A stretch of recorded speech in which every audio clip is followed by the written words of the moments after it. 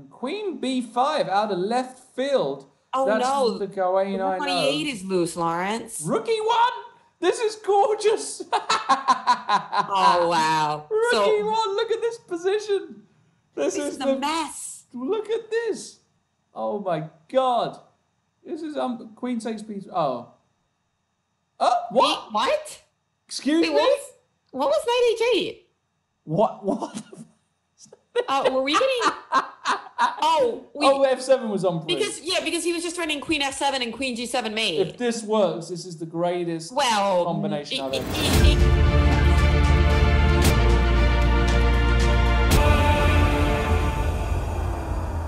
Hello everybody and welcome. We are here for the central division now of the Pro Chess League. If you've just been with us, well, you've got another bunch of hours of chess, of Pro League action ready for you right now. There is no stopping when we get popping over here at the Pro Chess League.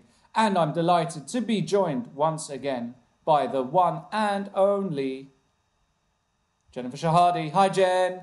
Hello, everyone. It's so wonderful to be back here for Pro Chess League coverage of the Central Division. You know, just a few days ago, Lawrence, I was with Robert Hess and we were covering Super Sunday. Indeed. And it was so thrilling and it really got me excited to get back and take a close eye at these Central Division matchups. Absolutely. And this week, we're getting towards, the sort of area where, teams are starting to get nervous. Are they even going to be in with a shot? Are they even going to, have a chance at trying to qualify to the knockout stages? Well, what we're going to do very quickly before we go to the games, because they are going to kick off in about, very shortly, actually, the games are kicking off. We're going to have a quick look at the standings, Jen. All right, so here are the standings as they are in the Central Division. And we can see here that we've got the Marseille Migraines and the Stockholm Snowballs on top. And they are on 3.5 points each, as you can see. And the Migraines slightly edging it on game points. So the more games you win does make a difference. Next are the Ljubljana Turtles, who are on 3 points. That's a solid outing so far, 3 wins and 1 loss. Followed by the Cannes Blockbusters, 2 wins and 2 losses. And those. But look at those, I mean, look at those tie breaks, Lawrence, for the Cannes team. That is terrible. So it's very important for them to get in those top 4 spots clear because they are not going to win on tiebreak. But this round, really crucial. We've got the Migraines starting up against the Ljubljana Turtles. Yes. Maxime Vachier-Lagrave playing for Force Board on the Migraines. And as we're used to, he's playing the fourth board today of the Turtles. Now, today, Lawrence, the Turtles are putting together a more balanced lineup than usual, where usually they have a lower ranked player on board 4. Right. This time, an FM. Yes. And you know who's not playing today is Luka Lenic, which is an interesting thing because he actually beat Magnus Carlsen in Super Sunday. I watched the game. It was just after my Bundesliga weekend, and I came home and I tuned in and I saw that game. I was actually watching Magnus stream himself, and it was just a desperately Whoa, sad you watched game. Magnus instead of me? I did, just because I just thought, well, let's see if he's any good. You know what? He should stick to his day job. He's not a streamer. Leave that to the pros like me, you, and the rest of the crew here. He should just move the wooden pieces. But yeah, that was. But let's take a look at that game because Maxime Vachier-Lagrave is playing an exciting Sicilian against Skuhala for the Turtles. So let's jump in. Okay. It was a Najdorf with the Turtle playing the English attack. So he's just trying to, push and mate. Castles on opposite sides. Are you pulling up the game? I'm pulling up the game, but I'm not pulling up the game because that's what I tend to not do. We've got it now. So this is Skuhala against Maxime Vachier-Lagrave. Indeed, we've got that game here. Yes, and we just saw the move A5 from Maxime Vachier-Lagrave. That's not something you always see in these lines because if White ever plays A4, he's going to have a stronghold on the B5 square. But on the other hand, your king is on the queen side. Do you want to weaken? It's definitely going to be interesting. And the response after A5 was bishop B5, and now Maxime has played knight A6. What do you make of this opening? I think this is all pretty standard. This A5 idea has been known for some years now, and even though you do give away this B5 square, as you said, Jen, A lot of the time, black can sacrifice with a4, and also white has to be very careful about playing a4 himself because it weakens his b3 square. So it's a very dynamic option. It's something you would fully expect somebody like MBL to play, and I believe we're still in absolute mainline theory even after knight a6. So it'll be interesting to see how well booked up white is in this position. Although, yeah, clearly MBL, aka Leon Beast, is big favourite. And I managed to see MBL on the weekend as well, Jen. He was playing in the same Bundesliga weekend with me. So I was sitting on one board and he was sitting on the other. Unfortunately, I was just that close to playing him, that close. I got Mickey Adams instead. If I was board one for my team that weekend, I would have played MBL. And he said afterwards he was thankful he didn't get me because he was scared out of his pants. I know he was also playing Magnus Carlsen this weekend because MVL is the hardest worker out there. It seems that he's always has time to play the Pro Chess League no matter what else is going on. So you really got to love that. MVL, okay, so we're gonna... MVP. And we can take a look at some other games, but I just want to keep a real close eye on this one, Lawrence, because we will. It's bound to get exciting. Even Magnus Carlsen in his stream said, you know, MVL is just so good at calculating. Yeah. They actually in their game, we thought it was going to be real interesting with MVL getting the edge. Magnus found himself into a perpetual, so it was kind of like a somewhat disappointing early-ish draw. But man, it was really close to just exploding. It looked as though MVL actually had a winning position at some point, or at least Magnus felt. I remember Magnus saying on stream that he felt like he was in big trouble. But okay, we'll keep an eye on that MVL game. And again, that's got really interesting.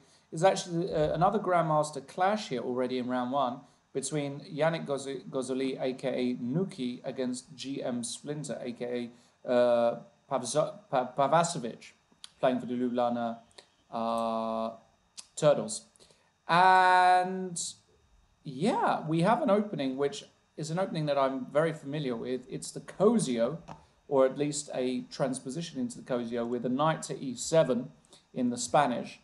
And we have a line that got very famous here after d5, knight a5, the move bishop to d2, Jen, on move 10. This is a tricky little move. And the idea is that after you take on b3, queen takes b3, you're actually in some positions putting the bishop on c3, which is going to nullify this long, this very powerful dark square bishop, this dragon bishop, as it's often called. And then white enjoys the space advantage, and black really suffers from the misplacement of this knight on e7. It's very poorly placed. It doesn't have a good route into the game. And white also has got this very nice c-file to target the c7 pawn. So this is actually a very positional way to play against the Cosio. And I like it. One of the reasons I stopped playing the Cosio was because of this particular variation. So I think Gozoli will be pretty happy with how the opening has panned out here. What do you think? Yeah, I think that this one should be looking really good. I'm also taking a look at I'm also like looking at all the games between the Migraines and the Turtles. That is the first game. We have them staggered, and one board that also is catching my eye is Marc-Andrea Maruzzi against Borejek, because of course the fourth board lower rated by a lot. That's how they make room for Bacro and MVL in their lineup, by having a lower rated board 4. So the pressure is kind of always on the Turtles to get that point. Yeah. But the youngster can certainly play and pull off upsets. So I'm kind of intrigued to see him grow throughout the league. And this was a Scotch game, Lawrence. Yeah, this was a Scotch game, and the so-called Potter variation, named after Harry, no less. No, that's a joke. It wasn't named after Harry. I don't know why it's called the Potter variation. I don't know who Potter is. Who is Potter? Nobody ever calls it the Potter variation. But the famous game in this line, Jen, you will recall, because you called it, I'm 100%, was at the Sinkfield Cup between MBL and Magnus Carlsen, where a very quick a5 happened, if you remember. And MBL sacked a piece in the middle, and that's where the line really kind of exploded and became very, very popular. In fact, that's what happened here. We had a very quick a5. But this time, Marc-Andrea Maruzzi, he didn't sacrifice a piece like MBL. He went knight a4 instead. And then we get the position that we have on the board, which looks absolutely great for black, I must say. He's castled. he's ready to play d5 and open. And in fact, he just did. And he play has d5. played d5, Yeah. and you're right, that king is stuck in the E5 center, is and that's why already- white immediately played e5. But Yeah. after knight g4, it's over. you're gonna take that pawn on e5, you Lauren. are. Yeah, you are. I mean, you get to play. Okay, at least you could play queen h3 so that knight e5 is queen h7 mate. Yes, but that can be blocked. That one would have just been blocked by a very quick g6, and now your queen is going to be under this discovered attack, isn't it? But oh no, black, this is just terrible because What's knight happened? e5, instead he just played knight takes e5, but now after queen g3, Yeah. you're going to take on d3 and play queen e8 check, and the knight on a4 is gone. Oh, Jennifer. Rook e8, he missed it. I cannot believe it. Okay, but Lawrence, this is crushing too. Look at this. The king is on f1. But in b6, bishop a6 is coming. I understand it's still winning, but to miss queen e8 check, come on. But how bad is this, Lawrence? I mean, king g1 you have to play. Yeah, but then a piece is a piece. Then bishop a6. But guess what, Lawrence? That knight is almost dead anyway. I guess you can always defend it with b3. I mean, the kid's not going to save it here with white, but still, I mean, queen e8 check is queen e8 check. A piece is a piece. I mean, Yasser talks about, give me your pawns, baby. I mean, imagine they were giving him his pieces. His head would explode. Shout out to Yasser Serouan, by the way, wherever Yasser is. But, and Yasser actually is going to be doing commentary on the Magnus Carlsen, Hikaru Nakamura 960 match along with Anna Rudolph. And I am so excited for that. That is going to be a great show. It's also going to be hosted here on Chess.com. Don't miss that. Bishop a6 was played. Now, if you play queen d2, what's the killer blow? Instead, he played queen f3. But the problem is, when we play something like queen e7, we're actually threatening queen e1 mating. We are. Right? So what do you do? Well, we have to play... You play h3? Well, bishop b5 is already a good start. I mean, Yuri's just going to win this, pretty effortlessly. Queen d7. Yeah, he's going to try and win this without really thinking, to be totally honest. Okay, so fair enough. Should we stop looking at the massacre? Let's look at another game. Should we go back to the... let's see here. What got interesting? What about back to MVL, Lawrence? Because that's our exciting Etienne back row as well. Let's not forget. Oh yeah, sure. Etienne Becro playing against Raphael of the Turtles. So this is the full turtle match. We've got Splinter, Raphael, Donatello, and Jernich 1998, who seems to have spoiled the party with his name. Let's have a look at this backy game. So, also saw Etienne, by the way, on the weekend, playing in the Bun team. So he had a pretty normal weekend, I think, for his standards. But his position here is, what is his position here? Very, very odd. Very, very odd. What's going on here? Well, you're looking at... We're looking at Sebenik we're looking at Raphael versus Baki 83. Black is threatening to take on d4. I'm wondering if white can play something mad like knight a4, or am I just going bonkers looking at this b6 pawn? So your idea is just after knight d4, you'll play queen takes b6. Yeah, and I think then if you have to exchange queens, I think this has definitely been favourable for white. Firstly, you have an annoying knight. Secondly, there's a knight d7 coming with all kinds of forks. And yeah, I quite like this for white. So I wonder if knight a4 is actually a move here. And why do you not like just knight takes c6, bishop takes c6? Any good discoveries there? Yeah, that's the whole point. I didn't find a good discovery. Yeah. I mean, we could play maybe knight a4. But then if I'm black, I'm just going to take that off, right? And I've got opposite color bishops. I go b5 at the end of that variation. d4 is weak. I can never really be worse here with black. So, yeah, I think knight a4. I think he'll play knight a4, actually, if I'm honest. I think he'll do it because he wants to keep some imbalances, keep the game alive. I think that's important for him. Yeah, and huge shout out to the Turtles who are doing so well. The Ljubljana Turtles, they're currently in the winners bracket, and it seems like they just have a lot of team spirit, and any of them can do anything. We saw Luka Lenic defeat Magnus Carlsen with the black pieces in Super Sunday, and that's just a career highlight. So really exciting things going on for the Turtles so far in the Pro Chess League. Can they keep their excellent standing? Not only do they have 3 game points, but they're also doing their match points. They're also doing really well in the game point department by virtue of a really good Super Sunday. Yeah. So agreed. this is a critical matchup though, because they're playing against, the toughest team in the Central Division, arguably. So. Yeah, for sure, and going to be definitely one of the contenders towards the finishing straight. Although still, it seems to me that the Chengdu Pandas are the team to beat in this league. That's what the consensus seems to be. But we're going to have some amazing matchups as we go forward. Okay, let's go to another match. Let's go back to Nuki. And wow, knight takes e5 just played by Nuki here. Giving up the exchange, not worried about a thing. What's this, Jen? What is this? What is this? Knight takes e5. What if I play bishop takes d1 here? This is Nuki versus Splinter. Why can't I take on d1? Somebody tell me. Somebody. So wait. This is Nuki versus Splinter, the one game that we haven't really been looking at. Yeah. And you're saying... I'm saying knight takes e5, bishop takes d1. Show me the money. Bishop takes d1, rook takes d1, d takes e5.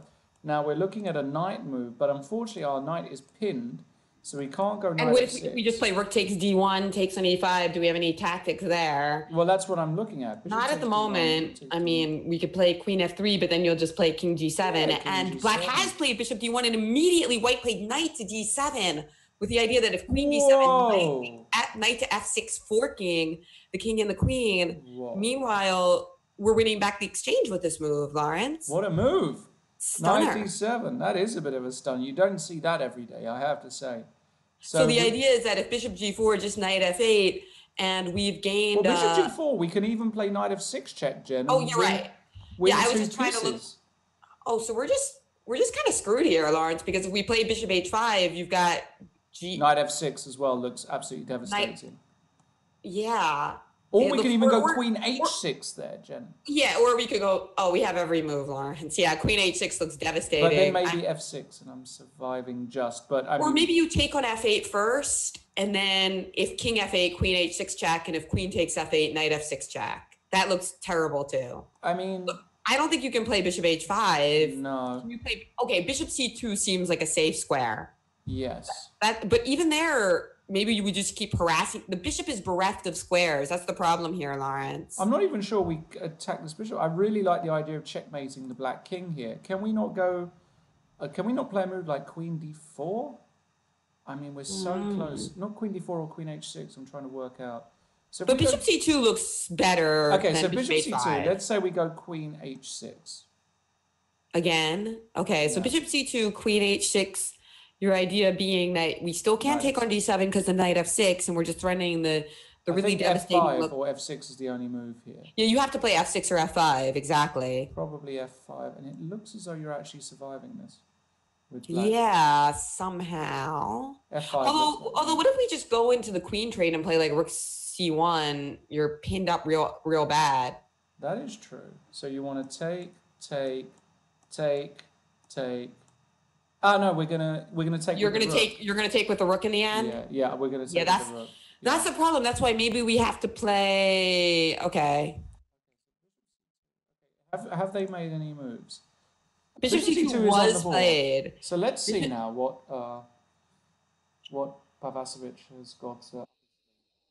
So maybe we start by taking f8, because you kind of have to take with the queen. You don't really want to play king f8 and allow me to like get my queen into h6 or something. And then I go back and, what's the problem? Knight f8, king f8, queen h6. I go back to g8 and I say, okay, what's your next move? Well, I'm trying to play rook c1 with the idea that you can never move your bishop, because then rook c8 and knight e7 check.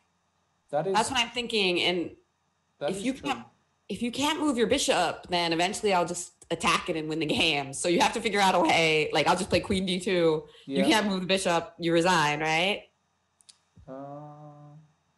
That looks like a serious position. And if queen f8, so basically the idea here is if you just play queen f8, queen takes f8, king f8, knight e3, I just win a piece. Yeah. Right? And if knight f8, and if you go queen f8 immediately here, so knight f8, queen f8. I thought maybe the same thing, rook c1. Just rook c1. Just so easy, huh? Can yeah. I go No, I can't. I can't do anything. I'm stuck. I'm in trouble, Jen. I'm in trouble here. I don't like it. Super instructive, I think. Lovely. I see somebody in the Twitch chat. Yeah. I see a lot of really interesting Twitch comments, Oh God. including one from my brother Greg that says Shout that out to I'm Greg actually Shahade. in dead last in the fantasy league. He's dead last out of like 600 players. He's dead last, is he? Yeah. I think that doesn't surprise me at all, I have to say. Well, you know, I thought the deadline was 11:15 somehow. I had it wrong in my head. So I logged on at like 10:59 and I just had to like pick them real fast, Lawrence. I was clicking buttons, as we say in poker. Yeah, I was clicking buttons. You were clicking buttons, yeah.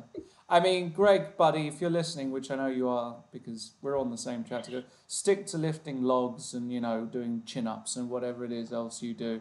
When it comes to chess and fantasy sports, it's not your game, buddy. You just stick to the old, you know, lifting heavy things and making yourself look in good shape, all right? So that's Greg Shahade, ladies and gentlemen. But actually, serious note, shout out. If it wasn't for Greg Shahade, we wouldn't be here. True story. Jennifer's brother has been the brainchild of the revamp of this whole league, and he's the one who's put in these fantastic new ideas. So big shout out to Greg Shahade. And you know how it all started, Lawrence? The legend is that the whole thing started at the dentist. Really? So everybody make your dental appointments, because you never know what kind of great idea you'll get in the chair. Yeah, he came up with the idea for the league in the dentist chair. Wow. No pain, no gain, Lawrence. That's quite a story. No pain, no gain. Gozoli has actually played knight 5 f6 check. So let's try and work out why he did this. King to g7 by Pavasovic. Does he just want to go? Yeah, you had this idea earlier, Lawrence. Like Queen d4 screw now. winning a piece. Let's This is just stunning, because the point is now black can't go rook c4, because after knight e8 double check, king will then have to start to wander out to h6. Queen g7 check. This is where we start having a lot of fun. King goes to g5, and then you can play all kinds of moves. You can play f4 check, king g4, and then knight to f6 check. And after king to h4, queen h6 is made. So this looks like another absolutely stunning way. The problem black has is he couldn't go king h8, because that would run into queen h6, and mate on h7 would be inevitable. So guys, this is what happens when you lose your dark squared bishop in a fianchetto position with knights. Wow, that was an amazing final checkmate with the king there on h4. Yeah. But yeah, you kind of have to love the way this is going. Stunning. King h8, perhaps by black, just trying to stop the check from being a double check, so that we could play Then I'm f6. gonna go knight e8 check. Okay, I'll have to play f6. f6. Oh god, I'm so close. And now I can even take on f8. I mean, in the worst case scenario, if that's the best I've got, it's really sad. Maybe I can just take on f6 again. You know, what's the big deal? I just come back and take. Then you want to go rook c4. Right, this makes a difference. Even that after queen takes d6 looks like it's still good for white. Let's see if we can find a win here. King h8. King h8, Jen. Let's see if we can find a win here. You want to do something a little better than just... I mean, we do want to do something just a little Well, you're totally tied down. Maybe now is the moment to just play something like I mentioned before with like the rook c1. Yeah, it also looks strong, followed by queen takes d6. Has to be winning. You can't move anything. That's the thing. You can't move anything. Absolutely, absolutely shocking, yeah. Agreed.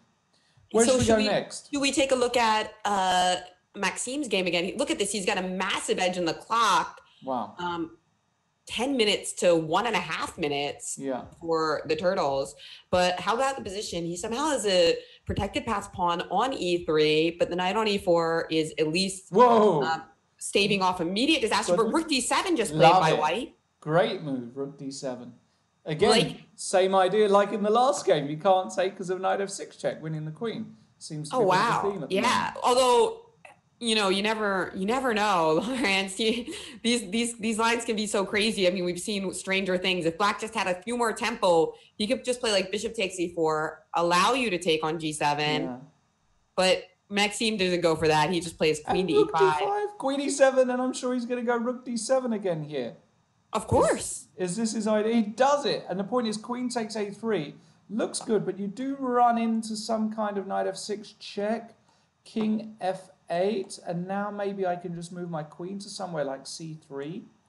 And this stops your queen takes b3 little trick. And now I'm threatening knight takes h7 followed by mate on g7. So has he got a draw here? Queen e6? Now he's gone rook d4. Rook d4. Why would you play that? Why wouldn't you play queen c3 here? Actually, what is this? Queen e6. What if I play queen c3 here, Jen? He did just play queen c3 after rook d4, king h8, rook d4, king h8, queen c3 on the board now. But why didn't he do it the move before? That's confused me. Okay, well, queen c3 is on the board. After the rook d4. After queen e6, I thought he could have gone queen c3 immediately. Yeah, rook d4, queen c3 now played, and queen e5 immediately. And now there's some interesting ideas, like queen e5 has been played. But now I don't like it for white, because now I'm pinned and... I see what you're saying. Okay, yeah. I mean, so it might still be okay. If I play rook d8 here, you can just play queen takes c3, rook takes e8, bishop takes c8, and it's just a trade. Yeah, but this might actually be okay for white, because if you go like bishop c6 here, I go knight e2, bishop takes f3, knight takes f4, and if e2, I've got knight d3. And this actually looks like it's winning for white. So actually, this is a bit of, I think, you're low on time here. What did he do? We've gone into this variation with knight e2, knight takes f4. Oh, this is wonderful. This is absolutely wonderful. But look at that king getting close. The king is coming up. Bishop e4 will be played, no doubt, by MBL. Or even king e4, because you can't go into the pawn endgame because knight f3, king f3, and we're playing king f2 and queening. But king e4, I mean, he's gone bishop e2, so okay. So king b2, king e4. He's trying to play king c3 and king d4 now. He is. But of course, king e4 is going to be played, stopping that. Okay, king c3 immediately played. Bishop h5. But now we've got pawns. Running. Push those pawns, baby. Yeah, that's right. a5, beautiful. Bishop b5. Okay. The nice thing about the bishop, of course, is that it does do a good job of defending against those passers. Yes, and bishop f1, c4. Go for it, son. Go for it. c4. Go for it, my son. Oh God. MVL is going to go down. He's going to go king d4. Now, if I was white, now if I was white, I would just be playing a6. A6, but now bishop c4 and bishop back to d5. C2 check. And that's not that great. King maybe it is knight c2 check. Okay, because you can't play king d3, a7, bishop d5. Well, king d3 you can play knight e3, right? But then then bishop takes a6. Bishop a6. Okay. He's knight e1 check. King d4, knight f3 check. That's better because now king d3, there's knight e5 check. This is great. King d3, knight e5 check. Do it. He did it. That's it. It's over. MBL's going down first game. But we queen at the same time, Lawrence. King d4, if we take the bishop, you play e2, I play a7, you queen with check. But maybe... So we can't take the bishop. What? Because you queen with check. That's sick. That's ridiculous. Is this real life? This is real life, guys. This is the Pro Chess League. Oh no. Get your fix here every week. This is really A7. And he's played A7. Why? Bishop D5? I don't get it. What's his idea? I'm stuck. Bishop D5. No, he didn't. Maybe he didn't see Bishop D5. What? Of course he saw Bishop D5. He was calculating like E2. He was probably calculating E2, A8, E1. But now he's lost. What has he done? What have you done? This is why the bishop. Oh my goodness me. This is why the bishop. Oh no! He lost. That's such a shame. Well, that's why the bishop is better than the knight, Lawrence. Because it's so good at protecting against the path pawns when you least expect it. There she goes. The bishop. That is just such a shame, in my opinion. Oh Any my other gosh. game? Okay, but I think the other games, some other matches have begun Yeah, as they have. well. Let's go over to these other matches for sure. Or the Marseille Ljubljana games are almost over, I think. We just got Nuki has also won by resignation in that beautiful game with the dark squares, by the way. Yes, that was that was a So really that's a beautiful game. huge win for the migraines. Two big wins for the migraines, and we haven't even checked back in on their other 2,700 plus player, Etienne Bicrot. We will go So there. We will go there. But I'm bringing up the rest of the games at the moment because the other games have kicked off. Should we look at Valentina Gunina playing yes, against Romain Edouard, aka Muggsy, and Vanina, 1989, playing with the white pieces here. The sort of position she has made her career out of, really, to be honest. Dynamic, full of tactics and combinations, but I don't see a clear way for here for Vanina. I guess she's just going to play. I actually like Romain's position as black because I just feel like whenever he gets fully developed via castles, Valentina's kingside is in a horrible mess. And the big question is Romain actually going to castle here, or is he going to play a move like d6 just to hold the... No, d6, queen, c6 check is no good. So the question is, can you castle here? Can you castle? after A3, you mean? Yeah, and giving up the d7 pawn. Yeah, but why? Why not just play D5 and then castle? d5, I'm worried she's going to crush through, Jen, with With a rook takes D5 or something? Yeah, actually, rook takes d5 doesn't work because e takes d5, knight takes d5, queen g6 check. Yeah, queen G6 check, trading off queens, and goodbye to your I attack. think he will. d5, I was more worried about a move like queen a4 check. I say worried, I'm not sure. Queen A4 check. Okay, so you don't... Although I could just play king King F7, rook f7, F8, and maybe king this isn't so G8 bad, there. right? Yeah, maybe this... I would really like to keep my deep on. I'm not Yeah, I'm not a big fan of giving that up.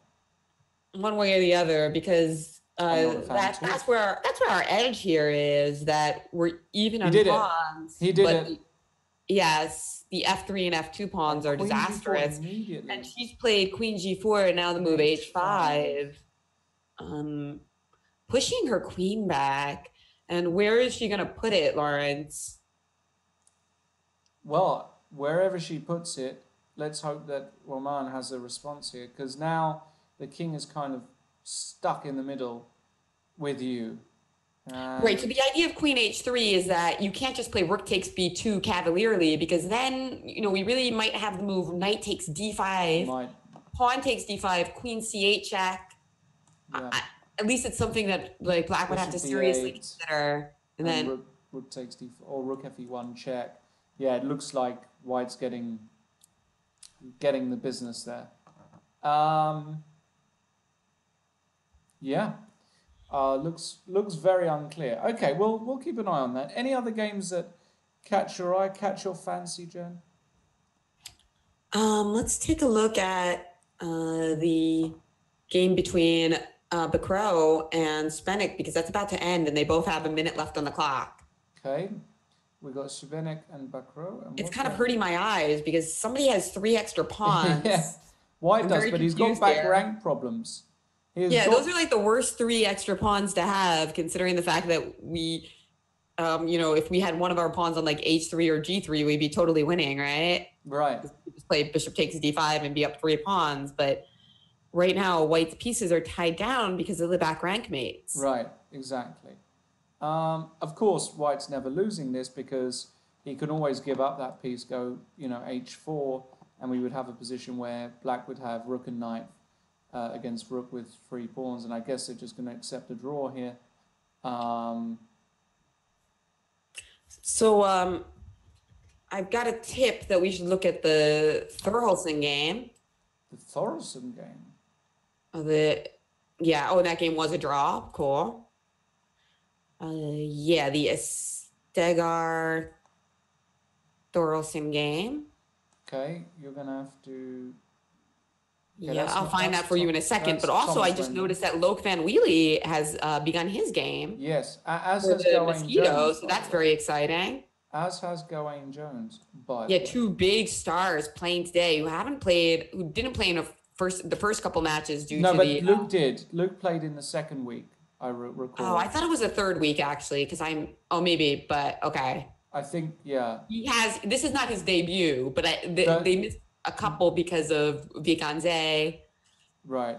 I remember And Luke. you're right, Gawain also played one match, but one of them he skipped. Right. So it's good to see them, these top players getting it in there, because both the Mosquitoes and the Towers really, of course, want to make those top 4 spots. And as you said earlier, it's not too early to start thinking about that. And they're both kind of on the bubble, Lawrence. Yes. The Lions are right now in 5th place. Well, tied for 5th through 6th with the Puffins, and the Mosquitoes are right outside there with only half a point, but very good tie break. So agreed.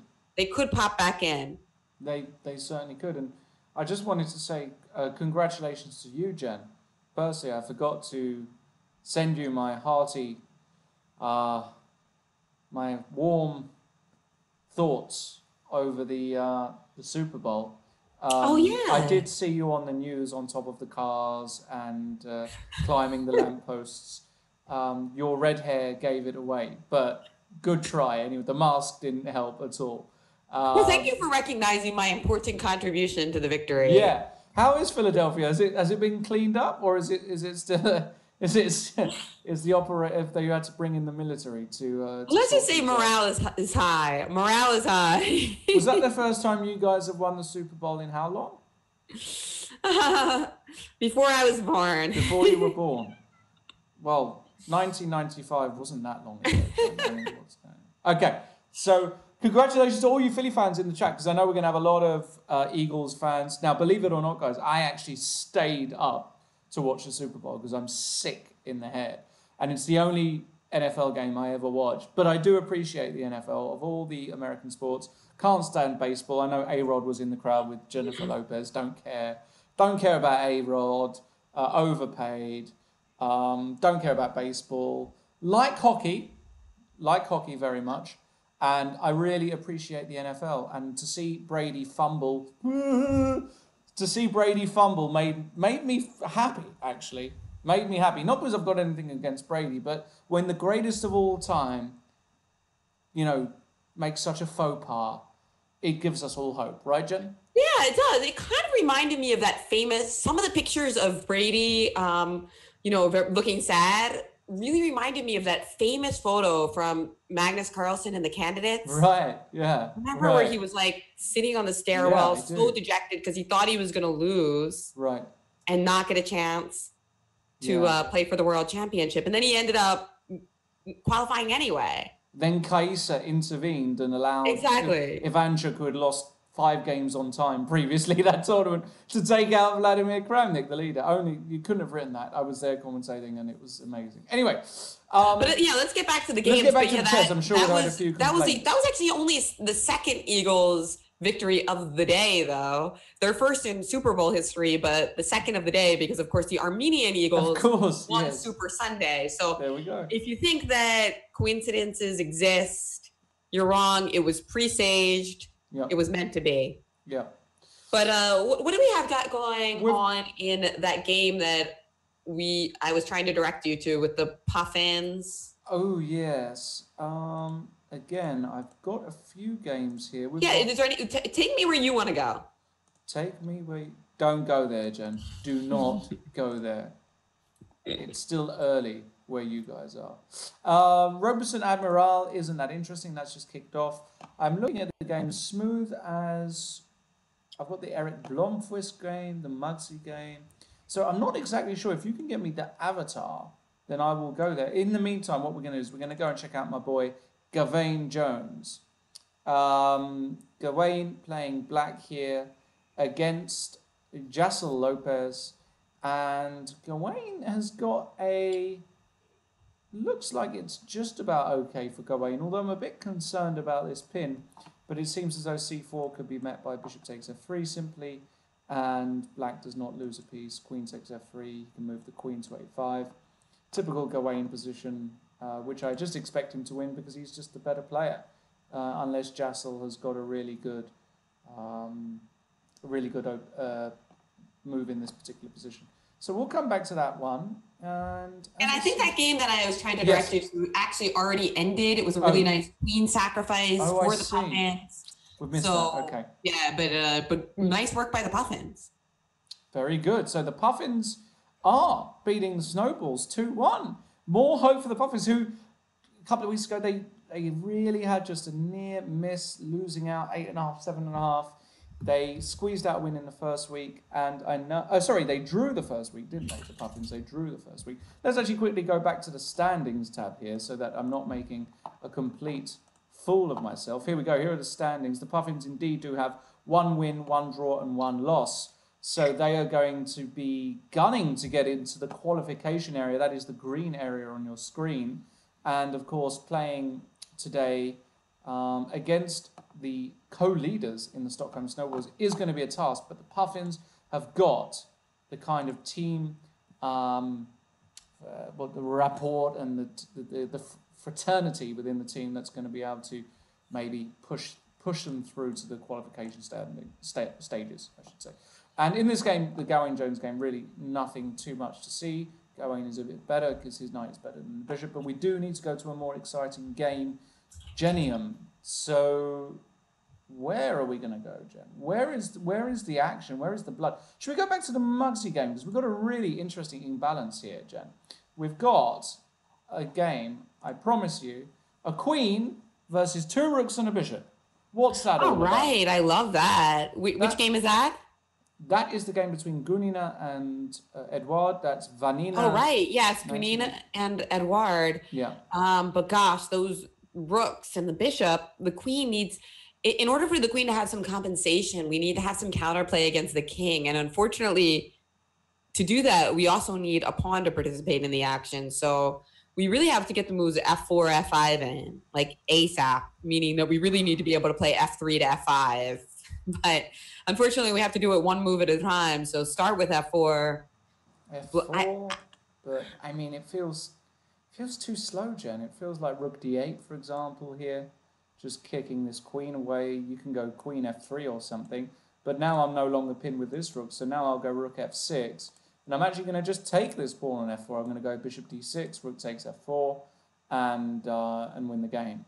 So I think that though Valentina Gunina is the queen in many aspects, she has won many a tournament and crushed many men in her career as well. You know, she had that famous victory at the London Chess Classic Rapid, where in a mixed tournament, you know, she I think she probably the best ever performance by a woman chess player in a Rapid tournament of all time. She got 9 out of 10, crushed many super grandmasters, and is by far one of the most dangerous players on the planet.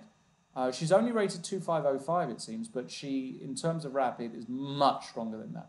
Much stronger. I love to hear you singing her praises. And let's take a look at another exciting game between Blair Connell and Alok Van Vele. The Towers and the Mosquitoes really need to win this match to stake their claim for a chance to get into those top 4 spots. Both of them really struggling in the standings. This game is super key. I love Alok Van Vele's position. I like the coordination of that knight and that bishop on F6. It kind of has that kind of dragon feel to it, whereas to me, White's play seems a little less obvious. I guess, you know, trying to get something on the king side going, but first of all, Alok has played A6, and he's going to follow it up with B5 and B4, and a sweet position for Black, I think. This is just a dream position for Luke. He's played A6. His attack is faster than White's. White hasn't even really got an attack. There's nothing going on down the F file, as you said. Fantastic knight, fantastic bishop. Blair will move the bishop back somewhere, and then Luke's just going to insta-play B5 because he wants to be able to expand on the queen side, either play B4 at the right moment, or perhaps put a knight on C4 in some positions, or even go A5 and B4, Queen B6 and B4. He's got a million plans. And it's just one of those typical positions where the opposite colour bishops favour the attacking side. Remember this, guys, everybody at home. If you don't know this rule, opposite color bishops only have drawish tendencies in endings when all the pieces are off.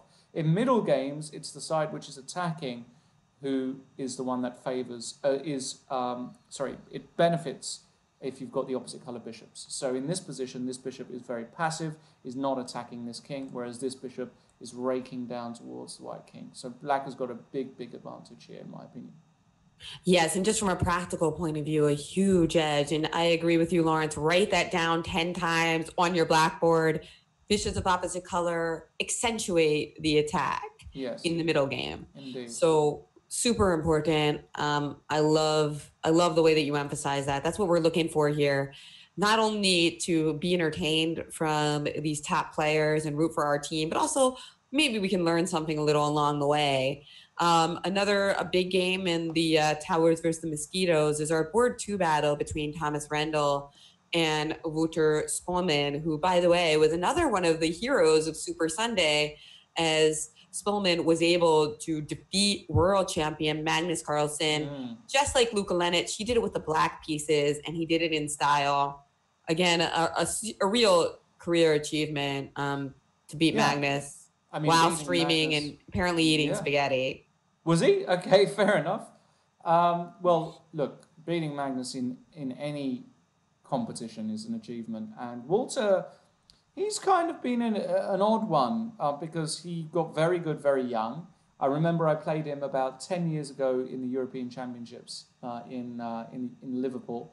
And we made a draw, but he was much lower rated then. But he was still a grandmaster there or thereabouts. And, you know, he was kind of pinpointed as one of the Dutch hopefuls. And then suddenly a young man called Anish Giri popped out from somewhere. Because 10 years ago, Anish was still very, very young. And then he got very, very good. And he kind of eclipsed Walter. And Anish really, of course, you know, excelled. And I believe Walter has got just a normal job and, you know, plays chess for fun, but is still extremely strong and extremely active, 2586. No pushover, obviously. And here he's got a position which is, well, it looks like he's better. I'm not sure how much better he is, but it does look like... That bishop on b3 looks like it's not participating, Lawrence, right? But, it's... yeah. Can it get back into the game somehow? If it can, then I kind of actually might even like white because of our pawn structure. But right now, the bishop on b3 seems like a mere spectator. Does look like a mere spectator. But we need to do something with our pawn on b7. Yeah, the problem is I don't want to go b6 because you know the reason I don't want to go b6 is because in some lines I wanted to actually swing this rook over with rook b6. And when I go b6, obviously I stop that. And actually after b6, I guess one of Thomas's main ideas would actually to play, well, he can play rook g7 check, king f6, rook g6 check, king would come to e5 or e to e7. And if he exchanged all the pieces off, then he could actually bring that bishop in via c3. And that bishop could come to d1, and suddenly white would be, you know, back in the game. So maybe this is a bit deceptive, this position. Maybe white is not actually doing too badly at all. And Walter in the tank here. And Thomas also got a good lead on the clock. So we'll keep an eye on that one for sure. We'll keep an eye on that one. Now, meanwhile, the match between the Migraines and the Turtles has continued. They took a little break after their first game, and now they're back at it, which with Maxime Vachier-Lagrave, our biggest headliner of the day, playing now against Sebenik after a seriously lucky break in the last game. But as they say, luck favors the good, right? Yeah, I mean, it really does. All of these guys, 2,800. If I could run like those guys, I would be up there. But believe me, if I could get the draws that these guys... No, I'm only joking, of course. But yeah, he did get lucky. He got lucky, but you got to say, luck. Not only does luck favor the elite grandmaster, the 2,800, but it also favors the guy who has 8 minutes instead of the guy who has 30 seconds. That's true. There's something to be said. You don't want to get down to 30 seconds against Maxime Vachier-Lagrave. Okay. And in this game... I mean, it just looks like a position. Black has failed to figure out what to do with his king yet. That's my main worry for Black. But otherwise his pieces seem like they're coordinated okay. What do you think, Lawrence? Yeah, I would. I mean, the problem I have with Black's position is that I'm worried about a knight jump, knight d5, especially. And I'm also worried about things like, if I castle long here with Black, or d4, I was just about, if I castle long here with Black, White's always got ideas like knight g5, and if f g5, he's got bishop g4 ideas in the future, and not quite now, but there are all kinds of things. His position just looks a bit, it's lacking a bit of solidity about it, I have to say. And Yeah, d4, yeah. d4 is a bit nasty, actually. D4, Yeah, this is the moment. His king is not going to be in the center in E8 for very long. So no. when your opponent has a temporary disadvantage, you have to seize the day, and that's exactly what the French number one, the greatest player in French history, has done. I do want to give a shout out to our chat on Twitch, because man, we're getting great numbers, and we've got Grandmaster Robert Hess, who's going to be streaming later today. Shout out to Bobby. I also want to send some congratulations as another commentator we like from the poker world, Stapleton, sometimes says, to Nitro Sockside, who said that he's no longer going to be able to watch Pro Chess League all day, every day, because he just got a great job. So, I see. Congratulations. Got it. Yes, congratulations, but we do love congratulations for whatever you can tune in for. It's always fun to get your chats in. Yeah. So after takes on d4, queen takes d4. Yes. So this position is just utterly rank for Black, because he hasn't really got a fun place to put his king ever, and he's going to be analyzing castling on the queen side here, but. I mean, maybe it's the only move, because bishop e7 looks way too slow to me. If I was white here, I would just be slamming in, I think, knight d5 really quickly, or knight b5, one of these moves. And I just don't see how Black continues. Knight c7 is in the air, knight takes e7 is in the air, e5 is coming. So if I was Black, I think I'd bite the bullet here and castle long, because I can't see an immediate knockout, though I'm not exactly thrilled about that. I don't see another move, Jen. I just don't see how Black continues here. After queen takes d4, yeah, you don't see how they continue besides bishop e7. Maybe we have to bite the bullet. Oh my god, bishop e7 or castle's long, but it just looks gross. Either one. I mean, but castle's long. At least our rook is on the same file as your queen, and I guess we're gonna play king b8 next. So.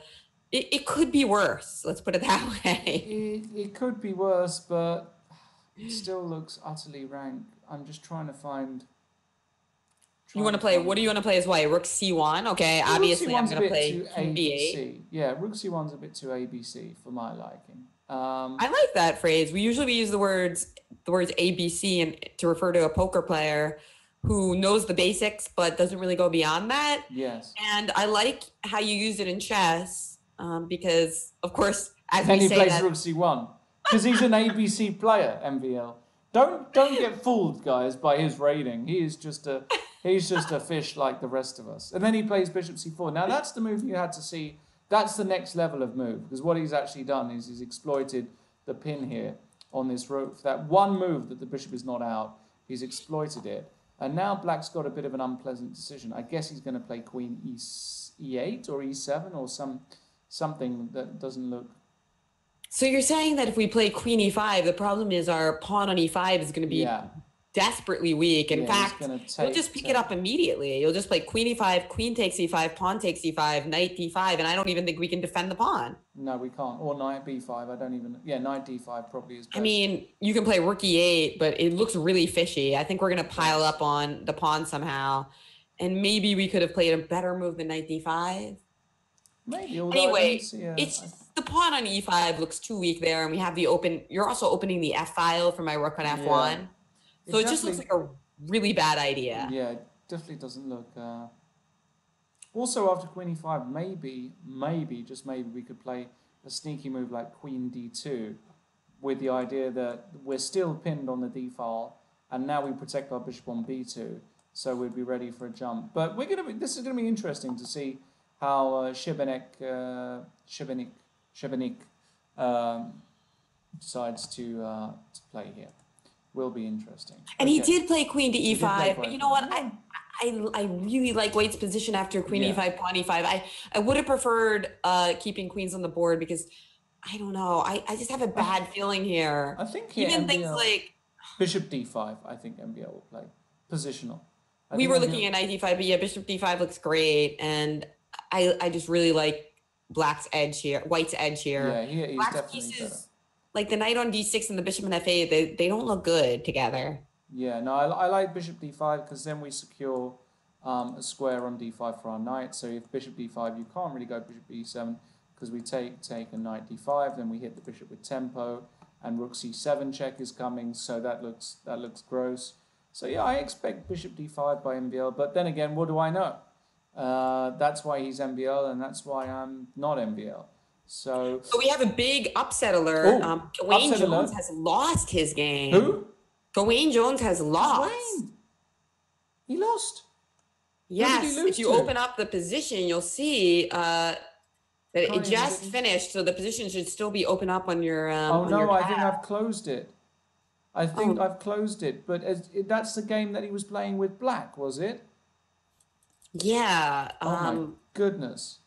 I can't even get that back because I've closed it. But hey ho. Well played, it seems like, by Jazzle Lopez. Jazzle Lopez is beating Gawain Jones. Actually, I mean, honestly, I'm looking at the game and Jazzle just grinded him down in a better endgame. You know, he had the two bishops and he played great. This was no like, oh, I'm playing against a higher rated player and he blundered and I won.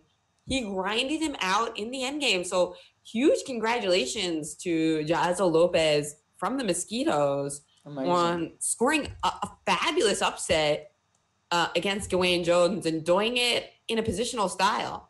Massive. Yeah. Massive result. Well, all the matches have kicked off, as you can see on the screen just above me there. The Migraines are edging the Turtles 2.5, 1.5. The Puffins have taken a tremendous lead against the Stockholm Snowballs, winning the first match 3-1. Huge win for the Puffins in round one. They are going to be really up for it today.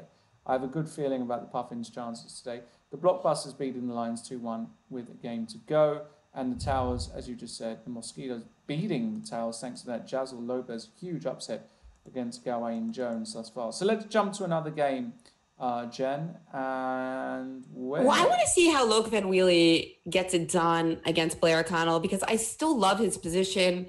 But how is the strong Grandmaster going to reel in the point? This is just dream stuff again. He's got the f5 squared covered. He's got a good bishop still. But fair play to Blair, who has managed to at least generate some kind of action on the king's side. He will be looking to flick in a knight f5 sacrifice ASAP, or try and get queen g3 and h4 maybe, to get going with these pawns. He's gone knight f5 immediately. He's tuning in, Jen. He's tuning in. Well, don't obviously listen to he's what not I say. Because that would be cheating, but he did play knight f5. That would be cheating. And now after pawn takes f5, f6, he wants to play h4. Right, he does. But after presumably. h4, I'm worried about, are we getting back spanked here with knight takes d3, rook takes d3, and rook e2? Ooh, okay, so rook d3, you're just going to play rook e1 check? Well, rook e2, I was thinking, attacking the queen and threatening mate. Even better. And even here, just rook e2. He took on g5 immediately, but anyway, rook e2, end of game. rook e2 is just devastating. Just loses. Yep, that's it. Actually, knight f5 was probably a panic attack. Yeah, he saw that Loke Van Wheelie was better. He saw that he only had 2 minutes left, and he was like, I must do something. And, you know, when you look at the rapid and blitz games of these guys who are higher rated than Blair for the Towers, you see that they do that a little bit less frequently. They just, they fight. And, you know, obviously he was doing his best. He thought it was the best chance. But these other guys, they have a better feel for when it really is the point of no return. And I think that's from studying with computers so much. By the way, I'm actually at that Jazzle Lopez game. I managed to get it back, and I can see here. Yeah, and you're going to see what I mean, though. That game was This is the a final nice position. endgame grind. I mean, two bishops, got a bishop on d5, pushed Gawain back, pushed him back, used the two bishops, brought his king in, moved his kings. Look at those two bishops here. That's gorgeous. Bishop d7 and the bishop on d8, just completely cutting off Gawain. And then he decided to exchange a pair of bishops because he's got the dark square bishops, completely outmaneuvered Gawain, it seems, and got into quite simply a winning ending. So congratulations to Jasper Lopez for this huge upset against Gawain. A well-played endgame. You got to love it. And speaking of how players on Chess.com don't cheat, there was a fascinating article in Chess Life magazine. That's the official magazine of the U.S. Chess Federation, which I also work for. And they did an article by Danny Wrench of Chess.com kind of explaining the algorithm that Chess.com uses to detect cheating and how powerful it is and how many strong mathematicians are involved in it. And it's really fascinating, Lawrence. Yeah. And I think when you read that, you feel more confident that there's very little cheating taking place. And if the cheating does take place, it is, managed and dealt with. Detected, yeah. And I encourage you all to take a look at that article. Pretty sure it was also published on chess.com, and there are some comments on it as well. I'm just surprised that I've, in my career, nobody's really come up to me and said, "Hey, Lawrence, you play so bad, we'll never ever suspect that you cheat," because not even a cheat. I mean, what it's like. Yeah, okay, fair enough. So at least I got that. At least I got that on my side. But anyway, the Mosquitoes have taken a huge lead against the Towers, absolutely spanking the Towers 3-0 in the first match. The Towers are just having a miserable. If we look very quickly again at the standings here, we can see the Towers are bottom of the table, propping up that table. 4 losses, Jen. Absolutely devastating here for the Towers. And they're gonna have to come back, at least for reasons of pride more than anything, to lose all their games. Now MVL is again having troubles with the turtle. I mean, I mentioned earlier that I absolutely loved his endgame against Rafael, the Ljubljana turtle, but now it looks like it could be more even Steven. I mean, White has a little bit more activity, but is it enough to say anything about the position? I don't know. I mean, that bishop is coming to c5 with check soon, and the rook on h8 is going to enter the party. I'm not sure this is much of anything for the French number one. I don't know. Like rook fe1 just played. So where do you put this bishop now if you're black? And bishop a3 played. Okay. Nice. So his idea is that if rook e4, bishop takes c1. Yes, and white has got no bishop d5 check and mate. So that's nice. Bishop a3. That's a good shot. Now the rooks are connected, and now black has managed to consolidate. Rook c7 has been played. So now where do we put the bishop? Or do we just play? Do we have a move that doesn't? Rook he8. Rook he8. There yeah. Okay. I love it. Because now if rook e4, rook takes e6, and your bishop on e5 is pinned. Exactly. Which is not desirable. So you're probably going to just do something else. But what can you do? There's not really. Can you? Yeah, that's a good question, actually. What else can you do? Is black just better? Is black just much better now? Has MVL over-egged his position? Has he overstretched? Has he pulled a calf muscle? What has he done? Yeah, I mean, it looks like it. It looks like this is suddenly dangerous for, I guess we have to play. Well, if we play rook e4, rook e6, there must be some consolidating move, right? Oh, and rook d7 has been played. Okay, that's an interesting idea. So the idea is that if rook d7, rook takes d7, bishop d7, rook e5, we have the nice move, rook takes e4. Wow. Okay, but that's no more than a draw, right? That's just a draw. Okay. So I'm not sure MVL, is he actually going to do something? Well, I don't think he's got anything else to do. I think he has to do that. If he's realized he's worse here, Jen. This is what's going on. He's realized his fromage is a bit, look, it's a bit smelly, and he needs to bail out. His fromage is smelly? I think that's his fromage being a metaphor for his position, Dude, if you don't like smelly cheeses, then you don't like French cheeses. I am a big fan of French cheese. The Rook takes d7, and in fact we have had this, and they're just going to accept a draw, and a draw has been agreed. So he did bail out. Fair play, MBL, to bailing out there, because it looked like Shebenik found a good continuation. So well done. And well done to Shebenik. Really nice. And that's the kind of fight that the Turtles have been giving all season so far. And that's why they're right there in the top bracket, Lawrence. That's right. Let's carry on with the games. We've got a whole bunch. My goodness, we've got more games. We got Bacro putting some moves on the dark squares here against Skuhula of the Turtles as well. It looks like he's just going up in exchange here, Lawrence, because the knight on g7 is pinned, so he's just going to play bishop takes e7. You can't touch the knight on f5, and can't touch this. Yeah. Well, Hammer was in the chat earlier, so I'm all about the hammer time. Hammer time. Bishop takes e7 does look strong. This looks completely hopeless for black, if I'm totally honest with the pin. So I think we're just going to move to another game for the moment. King Luke did win, of course, that game we saw before. Yeah, we saw after rook e2, let's go to actually. Georg Meyer. We haven't seen Georg Meyer yet, because this is a big match. Georg Meyer, against the Puffins. Yeah, we got to check that out. Huge match. Georg Meyer, of course, the Puffins winning 3-1 at the moment. Georg Meyer playing against Thorlandson. That's his full name. No, that's a joke. It's not his full name. Cool guy, though. And Meyer is doing what Meyer does.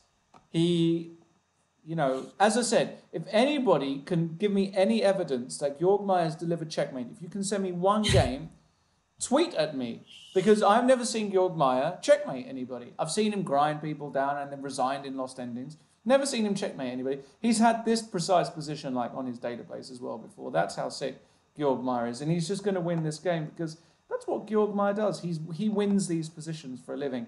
He'll play h4 here, or he'll play b3, or if he's really adventurous, he'll play rook e7, because, putting a rook on the 7th is a bit, Georg, he likes to keep it tight at the back.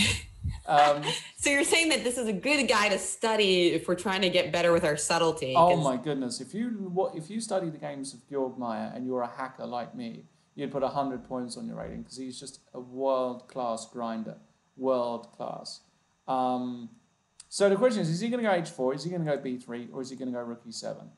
Those are my predictions, or rook ac1 I'll fling in there. He's not going to do that. So h4, b3, or rook e7. Which one, Jen? Which one we saying? Rook e7. I think he's going to go b3. Oh, okay, yeah. I mean, you just went into the whole thing about how he's not going to play rook e7. So I was kind of saying it partly in jest, but... He is going to go rook e7. Come on, he has to play rook e7. Right? But another game that's going on, Gazzoli versus Jure Barajic for the Turtles. Yeah.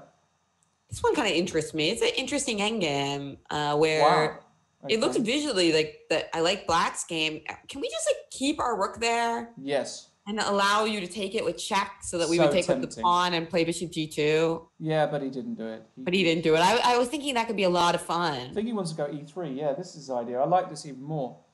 Ooh, f3. And now if I go king e5? King c2. King e5. King e2. King f4. King f4, right? Knight c2. And king g3, right? And if now we picked up the pawn and we're defending everything. Yeah, right? but now Black is saying actually you're in Zugzwang here. If I play g6, precisely, g6. Now he's saying actually you can't really move much stuff.